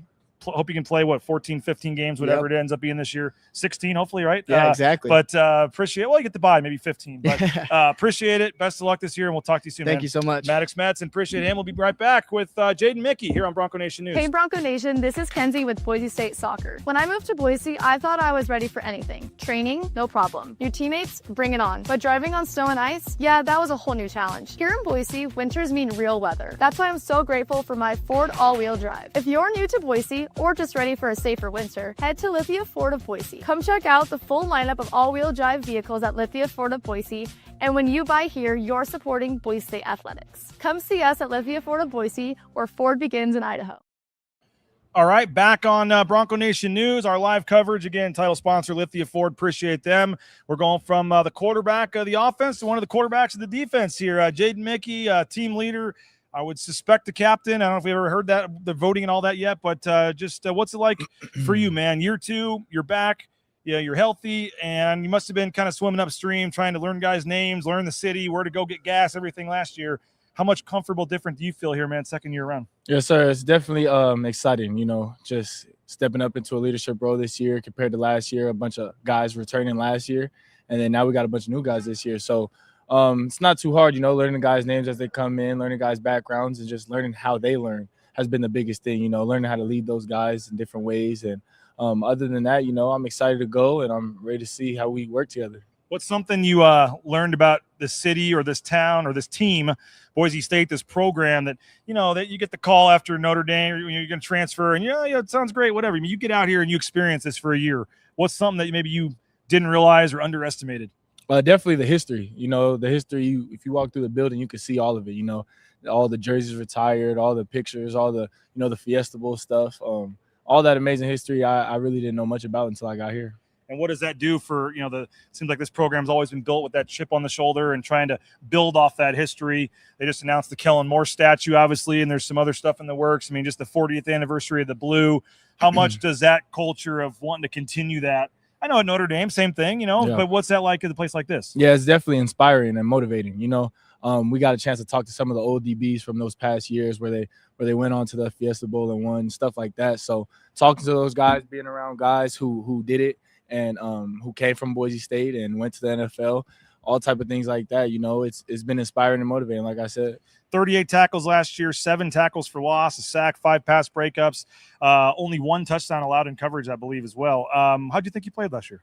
It was a growing season for sure. I think it was my first full season, I'd say, really starting and really playing full games. So it was a learning season, different position as well, being in that nickel. So I'm looking forward to this season and building on and showing them what I really can do. And is the plan, I know things can change, but probably looked like in spring you're back at corner more. Yes, I've been playing mainly corner, but, like you said, stuff happens, so we'll see what happens. What do you like about the move back to corner? And just after last year, like I said, you played some, but to get to be out there and do all that, and now to know wherever it is, you got a starting spot somewhere, and just to go play football and do what you've done your whole life and just be that guy.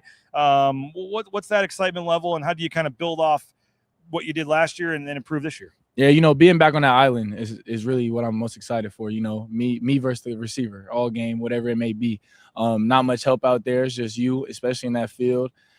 So just being back to where I originally started. I don't really have a preference as far as nickel or corner, but they definitely are different. So, like I said, being back on that island and having those one-on-one matchups and hopefully get some more ball production. I know you were in and out of spring a little bit, but when I was at spring practice, I could tell the days you were in. I mean, when you were there, you're a vocal guy. I mean, how much more from that leadership standpoint is it easier? I mean, I know you want to come in year one and be a leader and try that, but you're a new guy and it's a little hard, and you're not sure who's going to listen to you, whatever. I mean, now with some of those guys moving on, you are one of those veterans there. How much more are you trying to become that leader this year? Yeah, honestly, I would say it was God-given.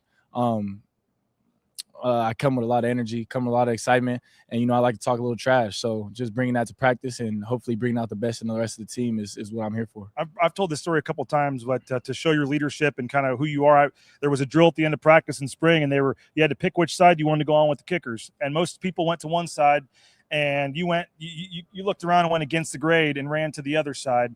I'm not going to say which kicker, whatever, but just the fact that you were willing to do that, is that just kind of say about the kind of person you are? Yeah, no doubt. I always want to instill confidence in my guys. So if everybody's against them, I'm gonna go for them, and hopefully that instills some confidence in them. And I'll take any of my guys. If you're on my team, you're on my team. So it's us versus everybody. You're back, but you guys lost a lot there in that secondary. What's the hunger level for some of those other guys like a Derek Ganter getting his opportunity this year, and Sherrod Smith and some of these guys stepping into big roles, whether it's corner, safety, nickel? A lot of guys are going to get bigger opportunities this year. How ready is the group? Yeah, we lost a lot, but I'll say we gained a lot. So I'm excited to see how those guys work. They've been working all offseason, and with camp around the corner, I know those guys are ready to go. How are you liking the joint meeting room and the joint coach? I love it. We all on the same page. You don't have to bridge the gap between the corners and safeties. We all learn the same things, and we all good with communicating it. Who's a name or two? So when I get out there and watch that first practice in 2 weeks, and then we watch 2 or 3 weeks, camp gets going, we're middle part of fall camp. Who's a name or two that no one's talking about right now, that fans, media, everybody's going to go, wow, we need to be talking about this guy? Derek Ganter Jr. Derek Ganter Jr. He's a guy that, he's been floating under the radar since he got here, but he's a smart player. He's a violent player, and he should take a step up and be one of the leaders of our defense for sure. Tell us about Tabron Benny Powell and bringing another guy over from Notre Dame. Yeah, one of my guys, one of my best friends. He came over from Notre Dame. He was my roommate at Notre Dame, so he's a great guy. He's ready to work. He's talented. He's gifted.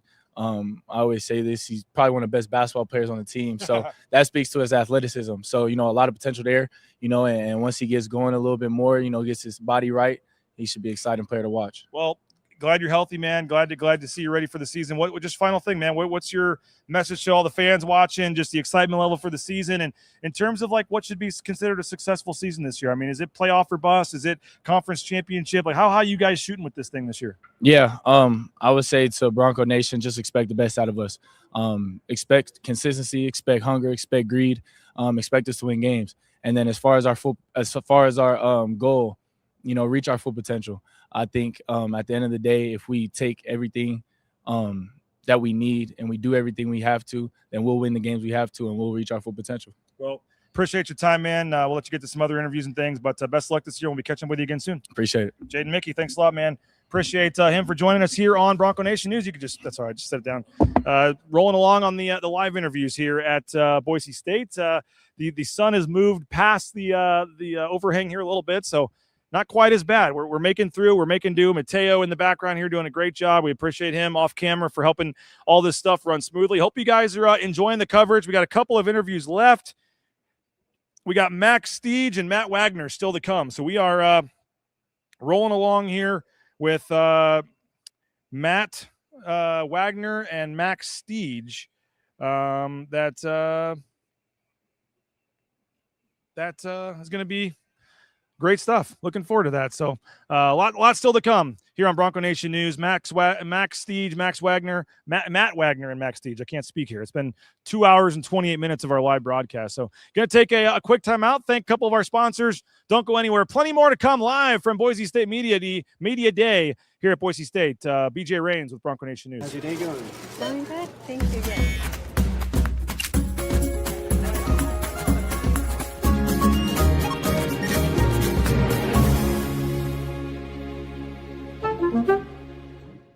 Eat Lux your way with the Lux Cravings boxes from Taco Bell. There's the classic $5 box, the indulgent $7 box, and a whole new obsession in the $9 box, the Flamin' Hot Grilled Cheese Burrito. Try the Lux Cravings boxes at Taco Bell today. Back here on Bronco Nation News, the blue, we talked about it. The blue is it's blue now, and it looks awesome, and we are excited for it. And you see the north end zone as well. The project is nearing completion, and you see there the north end zone project. Boise State Media Day 2026. We're rolling along here, and don't lean back too far. The chair is going to go off here for you. Max Steege, nice enough to join us here on Bronco Nation News. Max, how we doing, man? Let me turn your mic off there. There we go. How we doing? Good. How are you? Doing Thank great. you for having me. Doing great. What's this like, man, being a part of Media Day? Oh, it's been awesome. I mean, it's just been great to see myself growing into that role. And I've always, when I first came here, saw Ahmed, Jaden Virgin doing that stuff. And now I'm here myself. It's pretty awesome. Now, it used to be in Vegas, so you got to go I to know. Vegas. So unfortunately, you're stuck here talking to us in Boise. But just to be one of the, I know you're part of one of the leadership teams, I believe, or something. Yeah, or that's how they picked this. But just to be one of the guys picked to represent the team, what does that mean to you? It means everything to me. I mean, I always dreamed of having a leadership position here. I think when I got that leadership position, I kind of realized what goes into being a leader, that it's not just, media and stuff like that, but it's actually hard to lead people, and it's not very easy. But it's been one of the greatest honors of my life to represent this team, and I have so much love for this football team and for my brothers and stuff. So it's been nothing but great. Do you know how many snaps you played last year? No. 626. All right. You started all 14 games. I mean, I know you're dealing with stuff. You're able to stay out there and play and be a key contributor. I guess, how do you think you played last year? I think I started off a little slow my first 6 games. It was hard for me doing that transition from being like a backup player to being a full-time starter and playing so many games. But I feel like I played much better the last 6 games of the season, and so I was happy with how I finished that, and mostly I'm happy how I grew. I mean, I would say I'm a process-oriented person. I don't really care too much about how many stats I have and stuff like that, but it's more important to me how good of a teammate I can be and how I can help this team have success. So I was happy with my own growth. We were talking with Jaden Virgin Morgan a little earlier, and fans look at sack numbers, fans look at tackle numbers, and there's so much more to it in terms of pressures and all the analytical stuff. But everyone looks at you and says he started all 14 games and only had half a sack. Like how do you look at what constitutes a successful play or successful game for you? And with that said, I'm sure you'd like to get to the quarterback a little more this year. Yeah, I mean, 100%. And I understand that, people see the stats and stuff like that and maybe are not happy with the performance and stuff like that. But at the end of the day, like I said, that I just want to be the best football player I can be for this team. And I just want to, focus on growing each and every day. And at the end of the day, I try to be the best I can be right now, right here. And that's what I try to do. And that's what I can just tell everybody out there is that I'm, trying my hardest to be the best version of myself here, and Yeah. and working for that every single minute of the day. You had 28 pressures though, which is a pretty good number, 4th on the team, I think. And sometimes I don't want to say it's luck, but like it's just things happen when you get in the backfield, right? I mean, but you got to be happy at least with the 28 pressures. Yeah, 100%. And that's something, in football, there's so many things you can't control. You can't control if the quarterback gets the ball out while you sack him, and then it's just a pressure or a QB hit and not a sack. The only thing you can control is how hard you work. And that's what I've been really trying to focus on, because obviously I have these moments where I'm unhappy or I have anxiety for next season because of my stats last year. But that's what I've been trying to tell myself, is control what you can control and not what you can't control. Again, you can make stats look however you want, but one weird one that our guy Nathan found was when you lined up on the left side as opposed to the right side. Right. Do you even know what I'm going to go with there? Did you feel like one side you did better than the other, or? I mean, I think I heard that stat before, that I play better on the left side. Yeah, 21 pressures and your rate was 12.6 as opposed to 7 pressures and only 5.6 on the right. Right. Yeah. I mean, I'm not doing that on purpose. Yeah. It's but just, I mean, is there something with either who you're lined up against or just for your body type coming from one side versus the other? Is it any different, or is that just kind of a fluky stat? No, I think it's just a fluky stat. Yeah. I mean, I'm not been paying too much attention to that.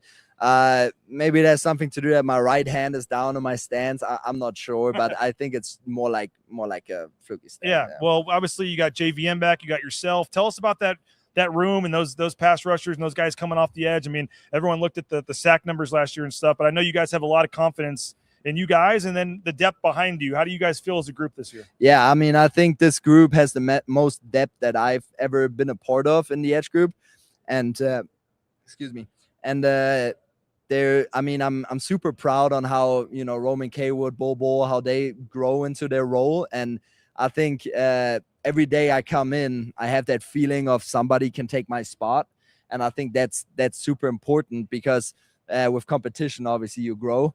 So I've been super proud of all the young guys. I mean, even Jaden Williams, Markel Bowens, like all of them are nothing but putting their best in. Sterling Lane, and yeah, it's been awesome to be a part of that group. And we've talked a lot about your story and where you've come from and stuff. Well,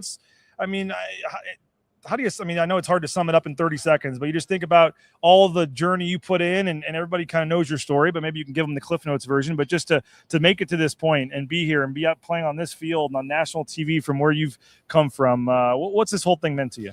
I mean, it means everything to me. My story real quick is that I came with an organization. It's called PPI Recruits. They brought me over and brought me to like a couple of camps, and then I competed at those camps, and Boise State luckily gave me a scholarship offer.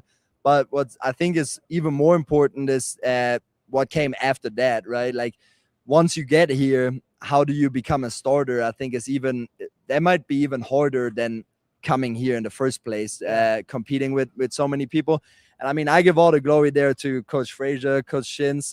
When I first came here, I barely knew anything about football. I didn't even know what a line of scrimmage was, for example. So, I mean, they took me under their wing, explained everything to me 2 or 3 times, and they just made me the football player I am today. And I know we're almost out of time here, but just coming from, how much pride do you take representing your country and Germany and your family?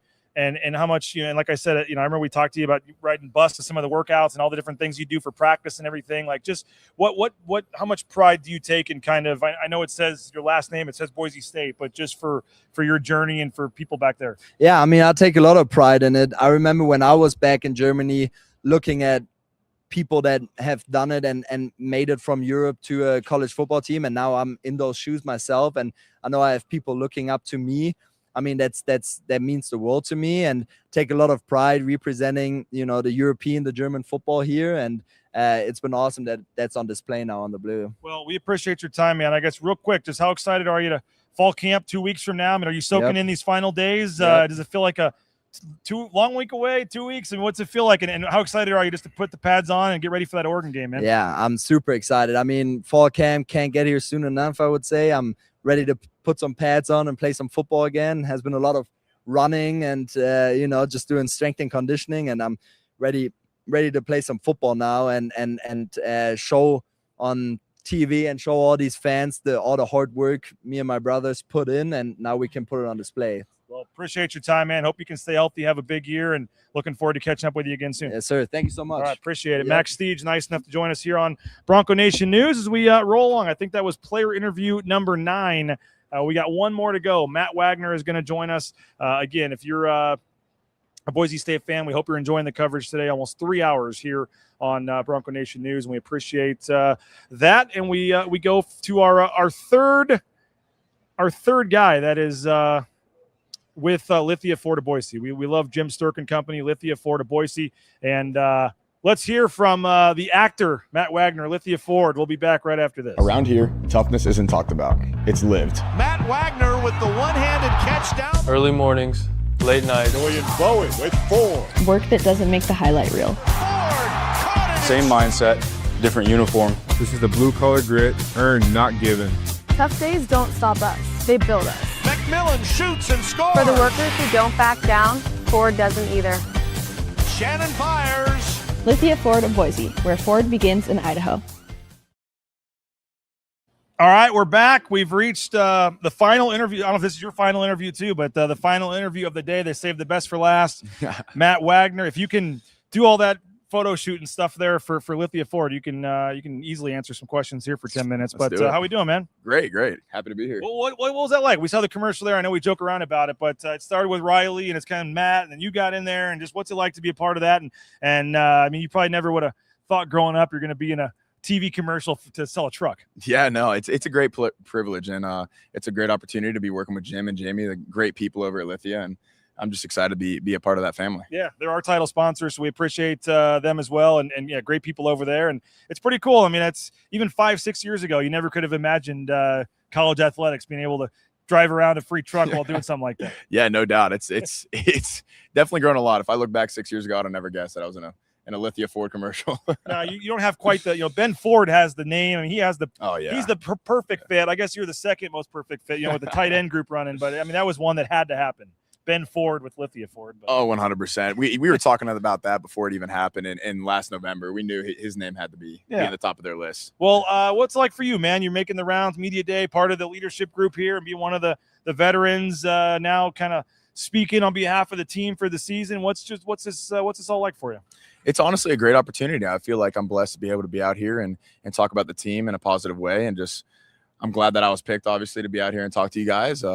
And just really happy to be here. I know you started doing some more media stuff last year as you started playing more and stuff and producing. But what just to think about, like I said, your story and not being like a starter and a key guy, and you're speaking to the media and all this. I mean, how do you kind of look at your football journey and kind of what it's been like to this point? Yeah, I like to really reflect and try to stay humble and stay in the moment and know where my feet are and know where I came from. I came in as a humble dude, a quiet dude, freshman year, trying to earn my role and earn my name on this team, and that's ultimately gotten me to where I am today. So I want to continue having the same mindset as we go into this season and know that just being here for the team and doing everything I need to do to execute for the team is my biggest thing. Not a single player on the 2026 team had more catches last year than this guy, Matt Wagner, joining us here on Bronco Nation News. And what do you look? I mean, there's a lot of talk about the wide receiver group, and there's people out there that are who's going to lead the team in catches this year, and like your name's getting thrown out there. Like this could be the guy that ends up leading the team in catches this year and going to be obviously a main contributor. How do you look at your role and some of the new faces at wide receiver and how that might lead to more action coming your way, and just your relationship with Maddox and obviously you do a great job blocking and stuff too, but offensively, in particular in the passing game, how much more, again, 24, last year, can we double that this year, or what kind of range are you hoping to be in? Yeah, that'd be a great goal to hit is 50. Obviously Louder, when he had that great year in 2024, he was 50 plus. And I think ultimately just building a great relationship with Maddox. We have a lot of great young receivers that some people might not even know about yet. And we're going to see them highlight their skills come fall. And I think we have a lot of guys that are going to have the ability to catch the ball and make those explosive plays for us. And Sorry, you're good. You're good. The numbers last year, a lot of your targets were like shorter. You had obviously the nice one. The one got called back right against Notre Dame. That was a tough one. Was that you or was that Loud? Yeah, the screen. Yeah, that was a tough one. You guys could have had the lead there again before it went halftime or whatever that was. But according to and I know you can look at PFF numbers any way you want, but I think your average target depth was 4 yards or something. And then we saw in spring, it looked like a lot more down the field more. I mean, are you hoping to be more, not just a safety net at the line of scrimmage, your guy can actually run deeper routes and stuff? Yeah, 100%. That's something I've definitely been trying to grow on this year, is beating man coverage and getting down the field and catching the explosive plays with like passing air yards, obviously, not catching in the flat and trying to make a move and get that after catch ability. Having the ability to go and catch that ball down the seam and catch that ball over the middle, the tough catches for the explosive plays has obviously been something I've really tried to work on this year. What is it like not having Matt around and just looking around and like now everyone's looking at you? Yeah, I think initially in January when we came back and we came back as a team, we were like, wow, Louder's gone. So I think that was a big switch for us. But being able to step into that role and slowly but surely build my trust and build my leadership ability with our offense and with our tight end room has been a great opportunity for me. And I think coming into fall camp, we're right where we need to be, and I'm really excited for where we're going to grow. So you played a career high 588 snaps last year. Matt Louder played 699. That's a lot of snaps that are now out there available for other guys. Who else in the room should fans be excited about? Yeah, we have a lot of guys that are going to make some serious plays for us this fall. We have obviously we have Austin Terry, we have Carter Kukenbook, Troy Grizzle, and even the younger guys. We have Caden Anderson, who's getting back healthy, but obviously making a lot of great plays in the spring. And we have our young guys, Kiave, Ryan, and Beckham, who have stepped up and they're moving at an accelerated rate for us. And their name probably will be called towards the end of the year, which is going to be really exciting to see. So I think there's a lot of names that we can highlight, and I'm excited to see where they end up. Matt Wagner, our guest, a couple more minutes here on Bronco Nation News. Tell us about your new tight ends coach. Obviously, they kind of snuck in there with the press release and stuff. And then first practice, we realized, like, where's Coach Potter? He's not over there anymore. Tell us about your new tight ends coach. Yeah, Coach Udy's the man. I mean, building a relationship with him in the winter and going into summer has been great for us. Meeting with him individually, knowing what I can do better. And it's been great having someone. Potter was an amazing coach, got me where I am today. But it's been great having someone that has all attention on the tight end position, because Potter obviously has everything moving with the offense, has to know the pass game, the run game, O-line, receivers, quarterback. And he's been able to have a better opportunity to get with the quarterbacks, to get with the O-line and really talk to them as well. So having Udy in our room and being fully focused on us has been great for us, and having someone there when we need questions to be answered has been great. How are you feeling overall about the offense? Super excited. It's going to be a great year for us. We're excited. What excites you? I think our explosiveness as offense is going to accelerate at a very rapid rate, and I think we're going to see that early on. And I think our physicality in the run game is something we've emphasized coming back in January. We want to impose our will as an offense first in the run game, and I think if you can do that, that's when things start to open up the pass game off the play action and stuff like that. So Sire Gaines, Dylan Riley, having two guys like that probably makes it pretty easy to impose your will and establish that. No doubt, yeah. Makes it pretty easy. You just give them a hole and they're going to go. I mean, obviously, everybody knows that's the bread and butter of this team. We're going to pound the rock, and everyone sees it. I mean, is that to have two guys like that, and even the guys behind him in spring look good too? I mean, it just seems like every year that's why they call it the stable, right? Yeah, they're just new guys. But I mean, it's got to be, in terms of a guy that likes blocking and doing things on the line, just to have that kind of running game, to kind of know that's your bread and butter of your offense, has to be pretty nice. 100%. It's a blessing. I think being able to know if you are in doubt and you can run the ball, like that's a big plus for an offense, to be able to know, like, if we need 2 yards, we're going to get 2 yards. And I think we've not only grown in that area, and we're going to excel in that area this year. And obviously with Dylan and Sire, and that running back room is legit. We're going to see names like Harry Stewart and JG coming from Pitt. They're going to make some great plays for us too. We're excited to see what the stable does for us. Now, Sire, speaking to him, he was a pretty, he was speaking up for his quarterback when he came on a little earlier. Just some people, his criticism out there, whatever, about Maddox Madsen. Like, what have you seen from Maddox in the offseason, his senior year? Like, how locked in is he, and what should fans be looking for from Maddox? I think it's a whole nother level. I think it all started in January. He came back, and you could see a flip switch with him, and he locked it in, and he has been serving this team not only as a leader but as a player. He's been making great plays for us, and he's been here for us, and he's been with the receivers. Even if he's not getting extra work, he's with the receivers talking to them, and when they're watching film, he's just in there talking, or he's scheduling dinners with the receivers and the tight ends and guys like that. And not only is he doing that, but when it comes spring ball, when it comes summer, he's making great throws, and he's leading this offense, and he's going to be really capable of doing some serious things this fall. So for you older guys that already have been to Eugene a couple years ago, and you had that game and let it slip away, I mean, that's got to be a painful one. It hurt. How eager are you guys to get? How excited are you to get another chance to go back over there? Because pretty rare for non-conference you get two chances like that. 100%. Yeah, it's a great opportunity, and we're excited to be able to showcase our talent for the country against one of the best teams in the country and one of the best stadiums in the country. It's going to be a great opportunity for this team to set the tone off right come the start of the season. So what do you try to do here in the last 2 weeks? Anything, one last fishing trip or one last trip to see your family back in Texas, or what's on the docket here as you get set for what's a pretty long grind starting in 2 weeks? Yeah, we got this 3-day weekend. I'm staying in town, but it's going to be a good breath of fresh air. Just hang out with the guys. Oh, it's so nice. They give you 3 days off. Yeah. Hey, that's a blessing for us now. That's a huge deal. Yeah, we get those 3 days off and just take a breath of fresh air, maybe golf, maybe fish, like you said. Just get away from the facility for a couple of days, just really find myself, and then come back Monday, Tuesday, start rolling. That's when it starts. How is the golf game going right now? It's all right. Yeah, still trying to break 90, so pretty below average, but we're getting there slowly but surely. All right. Well, appreciate your time, man. Enjoy driving that Lithia Ford truck, and appreciate you as always. And have a great season. And I'm sure we'll, whether it's on the Riley and Ridge show or something, I'm sure we'll be talking to you again soon. So appreciate it, man. 100%. Thank you, DJ. Thanks a lot, man. Matt Wagner, appreciate him for joining us here on Bronco Nate. You can just sit it there. All good. We don't have any cool transitions or anything, but we're not Bronco Studios with Jay Tuss. You know, we just say set the mic down and get out of here. But thanks a lot, man. Appreciate it. Yep. Matt Wagner, appreciate him for joining us here on Bronco Nation News. And how about that? Angle the camera a little more here so I'm centered a little more, if you don't mind, so I don't have to sit in the middle of two chairs. You can just go to your left a little bit. A little more. That'll work. All right, 2 hours and 48 minutes in the books. Bronco Nation News, Boise State Media Day. I think Nathan's going to jump back on. See if Nathan's around, if he wants to pop back on. If not, I think he's going to come back on here in a second. But hope you guys are enjoying the coverage. 2 hours and 48 minutes. We had 4 coaches, 10 players live here from Boise State. And you see the north end zone behind us. But really would encourage you guys, if you can, to go subscribe. BroncoNationNews.com. I'm making a push here because it's a big deal. If we're going to be traveling to these road games, we have to fund our own expenses and all that stuff to go Eugene and go to Western Michigan and cover all these games. So if you're able to help us out and subscribe, we'd love to have you. We're doing the 50% off deal right now, 50% off. So it's like $50-$60, one-time fee. You pay it now.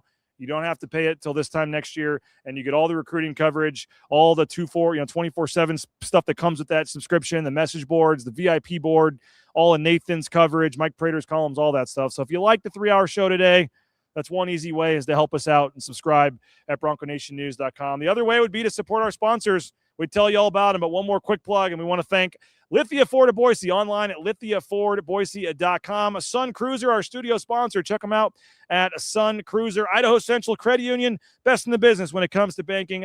Check them out today at iccu.com. And, of course, Jackson's. They'll be sponsoring our post-game show. 99-cent bigger fountain drink using Let's Go rewards from our friends at Jackson's. And, of course, Taco Bell. TacoBellWorks.com just donated $1 million. The Nicolason family did. You can return the favor and take the family to Taco Bell, TacoBellWorks.com. Check them out as well. The Blue and Orange Store online, theblueandorangestore.com. The Blue and Orange Store has you covered with officially licensed Boise State gear. Check them out at theblueandorangestore.com. Matt Bauscher, Bauscher Real Estate.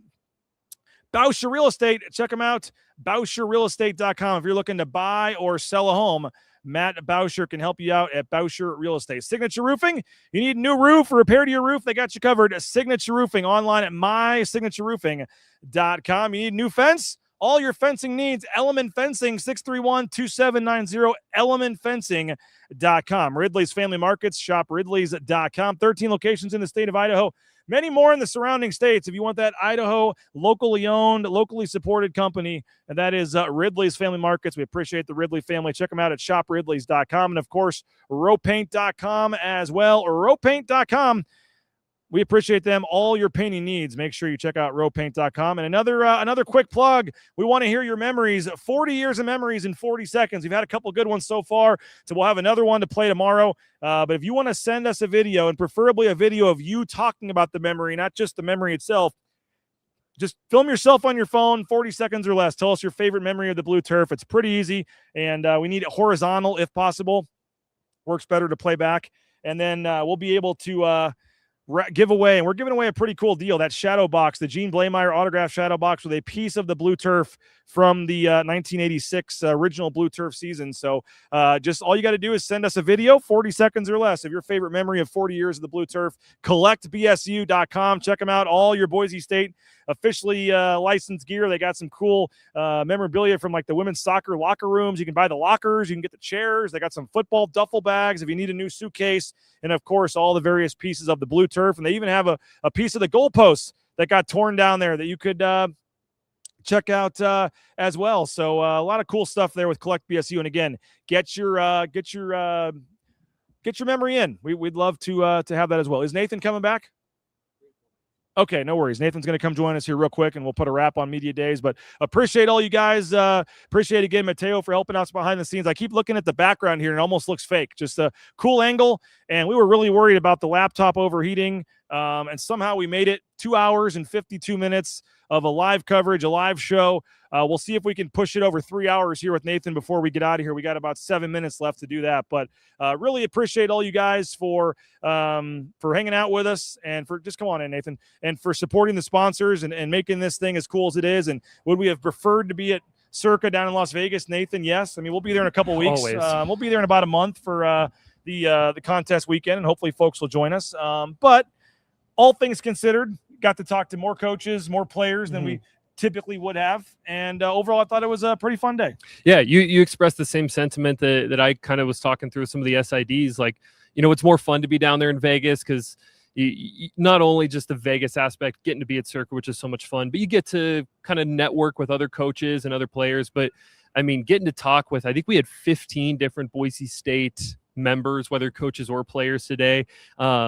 Much better Boise State focused content for you guys today. So we're going to have a ton of stuff coming out, whether it's obviously we got all the live coverage today, but then going to have articles coming for the next couple of weeks to, just continue to touch on and report on what we talked about today. I'll give you this right now. Okay. The buzzword of the day was selfish. I heard that word. I did hear a little bit about that because Cam Bates said that, and then I asked Sire Gaines about it, and I don't know if he was willing to go into it more detail with you, but he said there was a couple guys, is what he said. Yeah. So Spencer was up there doing his team time, and so we had just had Maddox Matson and Sire Gaines with no one around him. I was like, great, I'll go take 10 minutes of one-on-one time with those guys. And everyone I asked, it was one of those things where you throw around like a word like selfish. I thought, okay, maybe Cam Bates threw the word out there, and every single person I asked reiterated, said, yeah, at times like last year, things were selfish. And Sire went a lot more in depth with it, talked about how not only was it selfish last year, like it brought bad energy to the team, and how, all of a sudden one guy's not having the game he wants to have or not getting the ball the way he'd want to, and all of a sudden the whole team's getting brought down from it. All right, so we're not going to ask them. They can't talk about it. We can. It's got to be Chris Marshall related. It's the first player that comes to mind to me. I don't know if there's another player off the top of your head that you can think of, but Chris Marshall to me, and I'm not trying to throw shade at guys, whatever. We're just being honest. These guys are talking about selfishness. Your first thought is, okay, who are they talking about? For my first name that came to mind for me was Chris Marshall. He was a guy that literally had, was it whatever year that was, where he had the got kicked off the temper tantrum on the sidelines or whatever. Nevada game, I was told to leave or whatever. I don't know what happened there, but that's a guy for me that for right or wrong, fair or not, sorry, Chris, but I mean, that's the name that popped up just for obvious reasons. Yeah, and it's something that, I alluded to it earlier, but I think when you talk about, there's two major contributors they lost to the portal, Ty Benefield, Chris Marshall. Like, I don't think the team views losing Chris Marshall as we lost him to the portal. I think there was probably a sense of like, hey, the way things went last year, like it probably somewhat amicable decision. I think there's some guys on the defensive side of the ball too. One of the players pointed out like the South Florida game, like, because I made the comment about, like the Nevada game, and he was like Nevada, but South Florida. He was like the South Florida game. We had a lot of like selfish attitudes, and so my mind immediately goes to like a guy like Devon Banks, who ends up getting released from the team midway through the season. But like too. You think about that South Florida game, like Chris Marshall, the opening touchdown, like he was probably feeling pretty good about himself most of the game. The issues were more on the defense and guys not giving effort. You talk about like bad vibes. To me, that's some of those guys in the secondary last year. And I love the way Sire Gaines put it. He said, this year's team feels a lot more like the 2024 team, just in terms of the culture around the team. Said that, there's a lot more love, a lot more accountability, a lot more like player-led leadership. But all that to say, selfish was the buzzword. It was something that Cam Bates mentioned it. And so I started bringing it up like, hey, you don't have to say selfish, but someone else said selfish. Every single player I talked to doubled down and was like, yeah, there was selfishness last year without a doubt. Okay. Well, that's the first story I want you to write then. Looking to get past the selfishness, I guess, of it's funny. You come to these things not knowing what the storyline is going to be, the takeaway, and I would not have, do I see it now and you can look back and go, yeah, that probably was an issue, but was that something that they've talked about? Or that I was expecting to hear from. Not really. So no, yeah, it certainly wasn't. I didn't come into this and think I'll ask everyone, hey, was last year's team selfish? Especially because with something like that, I try to be fairly mindful. I don't want to put guys in a bad position. Like selfish is a strong word. And the fact that it was something that continually they got double down on. And, it's something that the coaching staff has talked about. Like they want this team to have a better mentality and be more selfless and everyone do their 111th. So, we'll definitely write about that. I talked to all the guys about breakout candidates and sort of who they expect to have big years this year that maybe I know Etheridge name keeps coming up, but who else who else was the buzz? A lot of Tyler Etheridge, far and away Tyler Etheridge, the name that came up most often. Nate Potter compared him to Ryan Clady, said that he reminds him athletically of Ryan Clady. I think it was Max Steege said that his 10-yard splits are the best that a Boise State offensive lineman has had. So like Tyler Etheridge, we knew would be a starter, but I think my expectations of him have probably even gotten a little elevated from today. Jericho Washington Jr., transfer from Kennesaw State, whose name continued to come up. I think it was Cam Bates who, don't quote me on that, I have my notes on it, but someone said like just plays fearless, right? Like his willingness to attack the ball, but also to tackle and set the edge. Like a lot of love for Jericho Washington today. A lot of love for a lot of different receivers, which was interesting. Like Rayshawn Jones, who we've talked about plenty on this show, got his mentions, but Darren Morris got mentioned. Akeem Wright got mentioned a couple of times.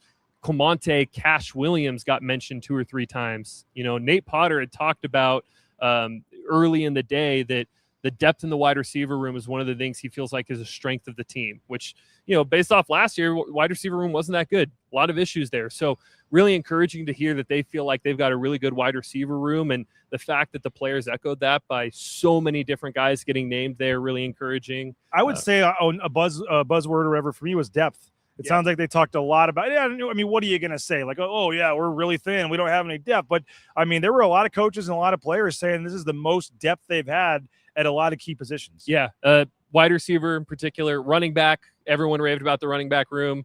I love the way Maddox Madsen put it. He was like, this is my 5th year that I've been here. I've never once had to worry about the running back room. Like we always have a playmaker there, and we always have 2 to 5 playmakers there. A lot of talk about the receiver depth. The offensive line depth has come up a lot, and then the depth in the secondary and on defensive end, which I think we knew those were the spots that we felt like this team would have some depth. I think with that, the interesting answers can be where you didn't hear them talk about depth a lot.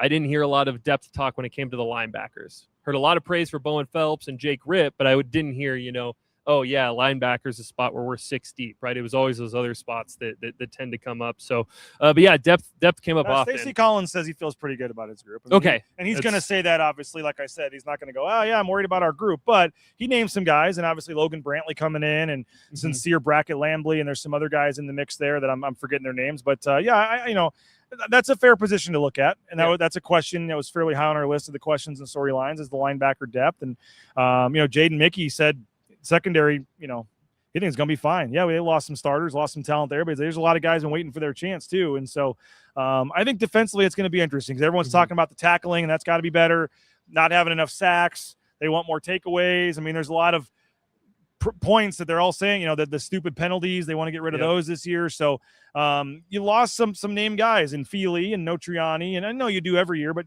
at every level they lost a pretty key, significant multi-year type starter, and they feel like there's guys ready to step up and replace them. So I think the defense feels like they're going to be pretty good. Yeah, I think so too. And Eric Chenander early in the day talked about how he feels like one of the superpowers of this defense right now is there's a lot of guys that people don't know about, that Oregon isn't going to know about, that he thinks can be stars in that game. And he did point out like Sherrod Smith is one of those guys who, look, he played a little bit last year, and he was like, I think Sherrod Smith could be, as good as any corner that they've had here the past, 5 or 6 seasons. But just talked about too, like they really like the guys they brought in at safety and at nickel. They really like the edge depth that they have, right? Like Oregon's going to be able to prepare for a Jane Virgin Morgan and a Max Steege, but probably not going to be as prepared for like a Roman Kayward or a Bull, which are 2 guys he pointed out as like, yeah, they can probably step in and win reps against Oregon. So depth in general, I agree. It's something that through most of the board, guys talked about a lot. I know fans always want to hear about the true freshman quarterbacks. I did ask Cam Bates about the depth, and you could see his eyes light up a little bit when he talked about Casherera. Maddox Madsen talked about him on this show as well. Yeah, like that's one that, you know, and he gave the media trained answer of, Jackson Taylor did a lot of good things, but like, and you can go back and watch it when Cam Bates talks about Casherera, that kind of that glimmer in the eye of like, oh, he made a throw from one hash to the other side of the field on an out route that like a lot of guys can't make. So, in terms of the future of the program, look, Casherera probably not going to play this year. I think if everything goes well for Boise State, he doesn't play this year because Maddox is healthy and has a great season, but also some stuff for the future of the program. I think there's a lot to be excited about. A lot of young guys getting praised when they talk about the depth, right? And Chris is going to be working on that. Yep. Yeah. So Chris is going to be working on an article talking about the freshmen, and then I think talking about some of the newcomers beyond that, some of the transfers. But some true freshmen who are definitely earning some praise.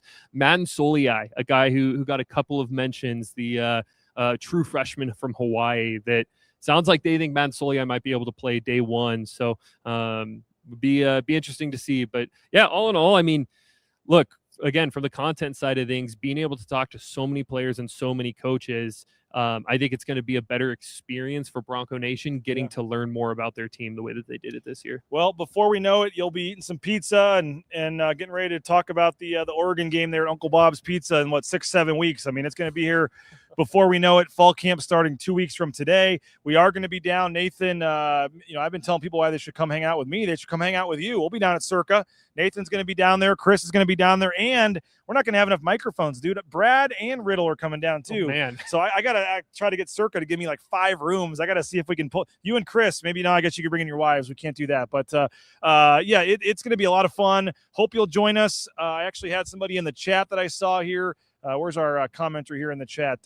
Circa is awesome. Going there next month as well. Looks like Eli Jaramillo, 7945. Appreciate you, Eli Jaramillo, coming down to Circa next month. So hopefully you're coming down for the contest and you can sign up. But are we going to get a little split? Are we going to get a BNN contest in here? Are you just going down to hang out, or can we talk your wife into letting you splurge a little bit? Can we put we'll talk through it. one portion of your monthly salary towards a contest or something? But I would usually text you, who do you like, and I just want to be on your team. So we should just split one here and try to go for the 20 million winner take all in the Survivor or the Millions contest. But if you're looking to come down to Vegas and hang out, we'd love to hang out with you. And $30 million in guaranteed prizes. My wife's going to be down there as well next month. I think Rid's bringing his wife, so we're going to have a whole BNN crew. Looking forward to it. We'll go out to Barry's Steakhouse, have some fun. And again, the whole point of contest weekend is to come down. You sign up for the contest with our man Tom Carroll, our proxy, and then you can play anywhere in the world. You just have to go sign up in Vegas. So they do a little contest weekend. You go down, you get 50% off your room at Circa. You get a free pool party where Brad Bedell drinking in a pool, talking stories with him. That's as good as it gets, right? I was about to say the only thing that might be Brad is Riddle. I mean, last time we're down there, and this isn't a bad story by any means, but last time we're down there, having some drinks in the pool, and one of the players from the 2014 Fiesta Bowl happened to be in town. So I'm down there with Rid and Holden Huff, or who was it? His name, I want to say his name's Trevor. I don't remember his last name, but it was on the 2014 team. So we get down to storytelling for an hour, and all of a sudden we look at the watch and we're like, oh shoot, we're gonna miss our reservation I'm trying to buy you a steak dinner. Get your ass up here. Let's go. Yeah. So it's gonna be a good time. Come hang out, and you're gonna get a slightly different version of BJ or Nathan, a little bit more unbuttoned, more relaxed. My wife's watching the show right now. So just more less professional. You come down and sign up for the contest. Your drinks at the pool are on BNN, and you have a good time. And they got multiple events. The happy hour event where you get to schmooze with the owner and all that, and it's a great time. So if you've been on the fence about it, come on down. And I looked yesterday because we were booking our flights because I realized I hadn't booked it. $125 or whatever. And if you do the one where you don't care where you sit or whatever, it's like $80. The cheapest option on Southwest, the value fare is like $80 right now to fly down in the afternoon, do the shows, then fly back. And if you want to stay Saturday, you could go to the Memphis UNLV game is Saturday night at Allegiant Stadium, or you could watch all the Week 0 games at the pool there as well. So come on down to Circa. We'd love to have you hang out down there. It's going to be a lot of fun. Any BSU watch parties planned over near Idaho Falls or Rigby? I'm sure they'll have an official alumni party or something, but I don't know of anything yet. We'll look into that for you. But Nathan, awesome work, man. 3 hours and 6 minutes. We did it. The laptop did not overheat. We did it. You helped save me there in the middle for a couple interviews, but I'm excited for the season, man. Excited for this final push. We're in the middle of our countdown of the biggest questions. We'll do those over the next 2 weeks. And then August 5th, I believe. Yes. 2 weeks from today or 2 weeks from tomorrow will be the first practice. Looking forward to get out there. And I'm actually looking forward to somehow my family. We scored tickets here in the north end zone for Banana Ball. There you go. So I'm going to get to be one of the first to actually check out Banana Ball here and see what it looks like there. And this thing's done, man. It's crazy how done this north end zone basically is, and it's a game changer in terms of what it looks like. And when they get those ribbon boards turned on there and stuff, I mean, I think that thing it looks pretty cool. And so I will be one of the first. You said you're going to see a different side of me. Yeah, I'm going to try to be the first person to officially purchase the first beer from the bar up there. Maybe there you go. I've never been able to come, I guess, for a concert maybe. But I can't watch an event here, a sporting event, and ever enjoy myself. We're always in the press box working. So I'm going to test out I'm going to do the work for you guys. I'm going to make sure it's good. And I'm going to test out the taps up there and maybe get they think they sell their own beer. It's like banana beers. It's not actually banana flavored, but they call it banana beer. So I may have a beverage or two. And my kids got the Party Animals gear coming, but I'm looking forward to getting inside there. And that was one of the reasons I splurged on the tickets, because I was like, oh, I'm going to go in there and see what it's like. I want to see what it's like to enjoy a thing in the north end zone. So that's going to be a game changer, though. Yeah, this is, and I mean, you go to some of these bigger Power 4 stadiums, like Utah's the one that immediately comes to mind. Like, they've got this, right? Like, if Boise State wants to take this stadium to that level, which it's an older stadium, there's concrete everywhere, like you are working at some natural sort of deficits, like that is a huge step towards being a like a Big 12 ACC level facilities, right? Like the fan base is great. I've been to plenty of Power 4 football games. Bronco Nation gets as loud and gets as passionate as any of them, more so than most of them. But like getting the facilities to that level, like this is a phenomenal first step. I mean, what Nathan Burke and Jeremiah and the team are doing is top notch. The blue padding right here too, going up on the walls. You can see over this side. That even like a small detail like that makes it just feel, almost done there, and just the blue of it. So going to be a lot of fun. Looking forward to it. They're going to start the painting, I believe, on Sunday. They wanted to get through here and allow everyone to have media day, and then this weekend they're going to start painting the field for Banana Ball. They're going to have to put up a netting system here for the right field side, so it's going to look a lot different. And then they'll get it back to ready to go on August 5th for the start of fall camp. And Nathan, I know we're looking forward to getting out there and having our practice reports and things and getting back at it. It's been a long summer, but it's going to be fun. Yeah, I'm so excited to write an article that isn't about here's what happened forever ago or this is what maybe will happen this year. Fall camp and the articles that come from fall camp for me are some of my favorite content to do, because you just get back into the swing of things, right? It's like when I feel like covering this sport and covering this team is at its most romantic, is like you hear that first whistle blow on a hot August morning. Nothing beats it. Looking forward to it. Only 2 weeks away. Yeah, it's awesome. Thank God for the World Cup, because it gave me some sports to hold on to for about 5 or 6 weeks. I feel like I'm a little less stir crazy than I normally would be, but looking forward to it. And today was an awesome way to kick it off and build excitement for the fall camp starting. Well, you're a jack of all trades guy. You can host, you can write. We appreciate you for coming down, man. Great stuff. Appreciate you for giving up your afternoon to do this. Mateo, great work.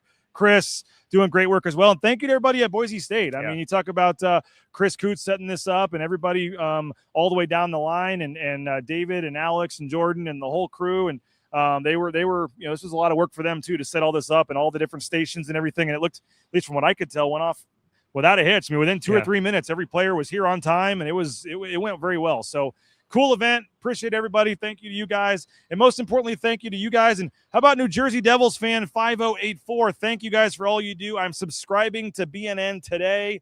I appreciate you for saying that. Thank you so much. Hopefully some others of you will as well. If you like this kind of content, you want to see, live shows. I think I said this on the show, but I got confirmation today. It has shipped my my Starlink. I bought a Starlink, so we're going to have live every broadcast we do outside the practice field now should have way better internet, and all the road broadcasts. I finally just bit the bullet and purchased the Starlink, and we don't have to rent it anymore. And we will have actual real internet on the sidelines at every pregame show now, and I'm looking forward to that. So hopefully, fingers crossed, higher quality coverage of the pregame, postgame shows, and all that good stuff. And that's thanks to folks like New Jersey Devils fan stepping up and subscribing. So we're not lining our pockets. We're putting it back into the product. Starlink is just the first of many steps here, upgrading the camera equipment and things like that. So appreciate you guys. Go subscribe. Again, 50% off right now. BNN, BroncoNationNews.com. You get all the 24/7 recruiting lists and all that stuff included. BroncoNationNews.com, 50% off right now, our fall camp special. Take advantage of it before it goes away. And, that's your way of kind of saying thank you for the coverage, and we'll keep it going. But most importantly, support all those sponsors. Support Lithia Ford, our title sponsor. I'm ready for a Sun Cruiser. I'll tell you that. It's been quite the day. We'll go home and get back to work on our Lindy's magazine stuff, and maybe have a strawberry lemonade Sun Cruiser. Sounds like a good one for when we get home. But appreciate you guys. Thanks again to everybody here at Boise State. Mateo, awesome stuff.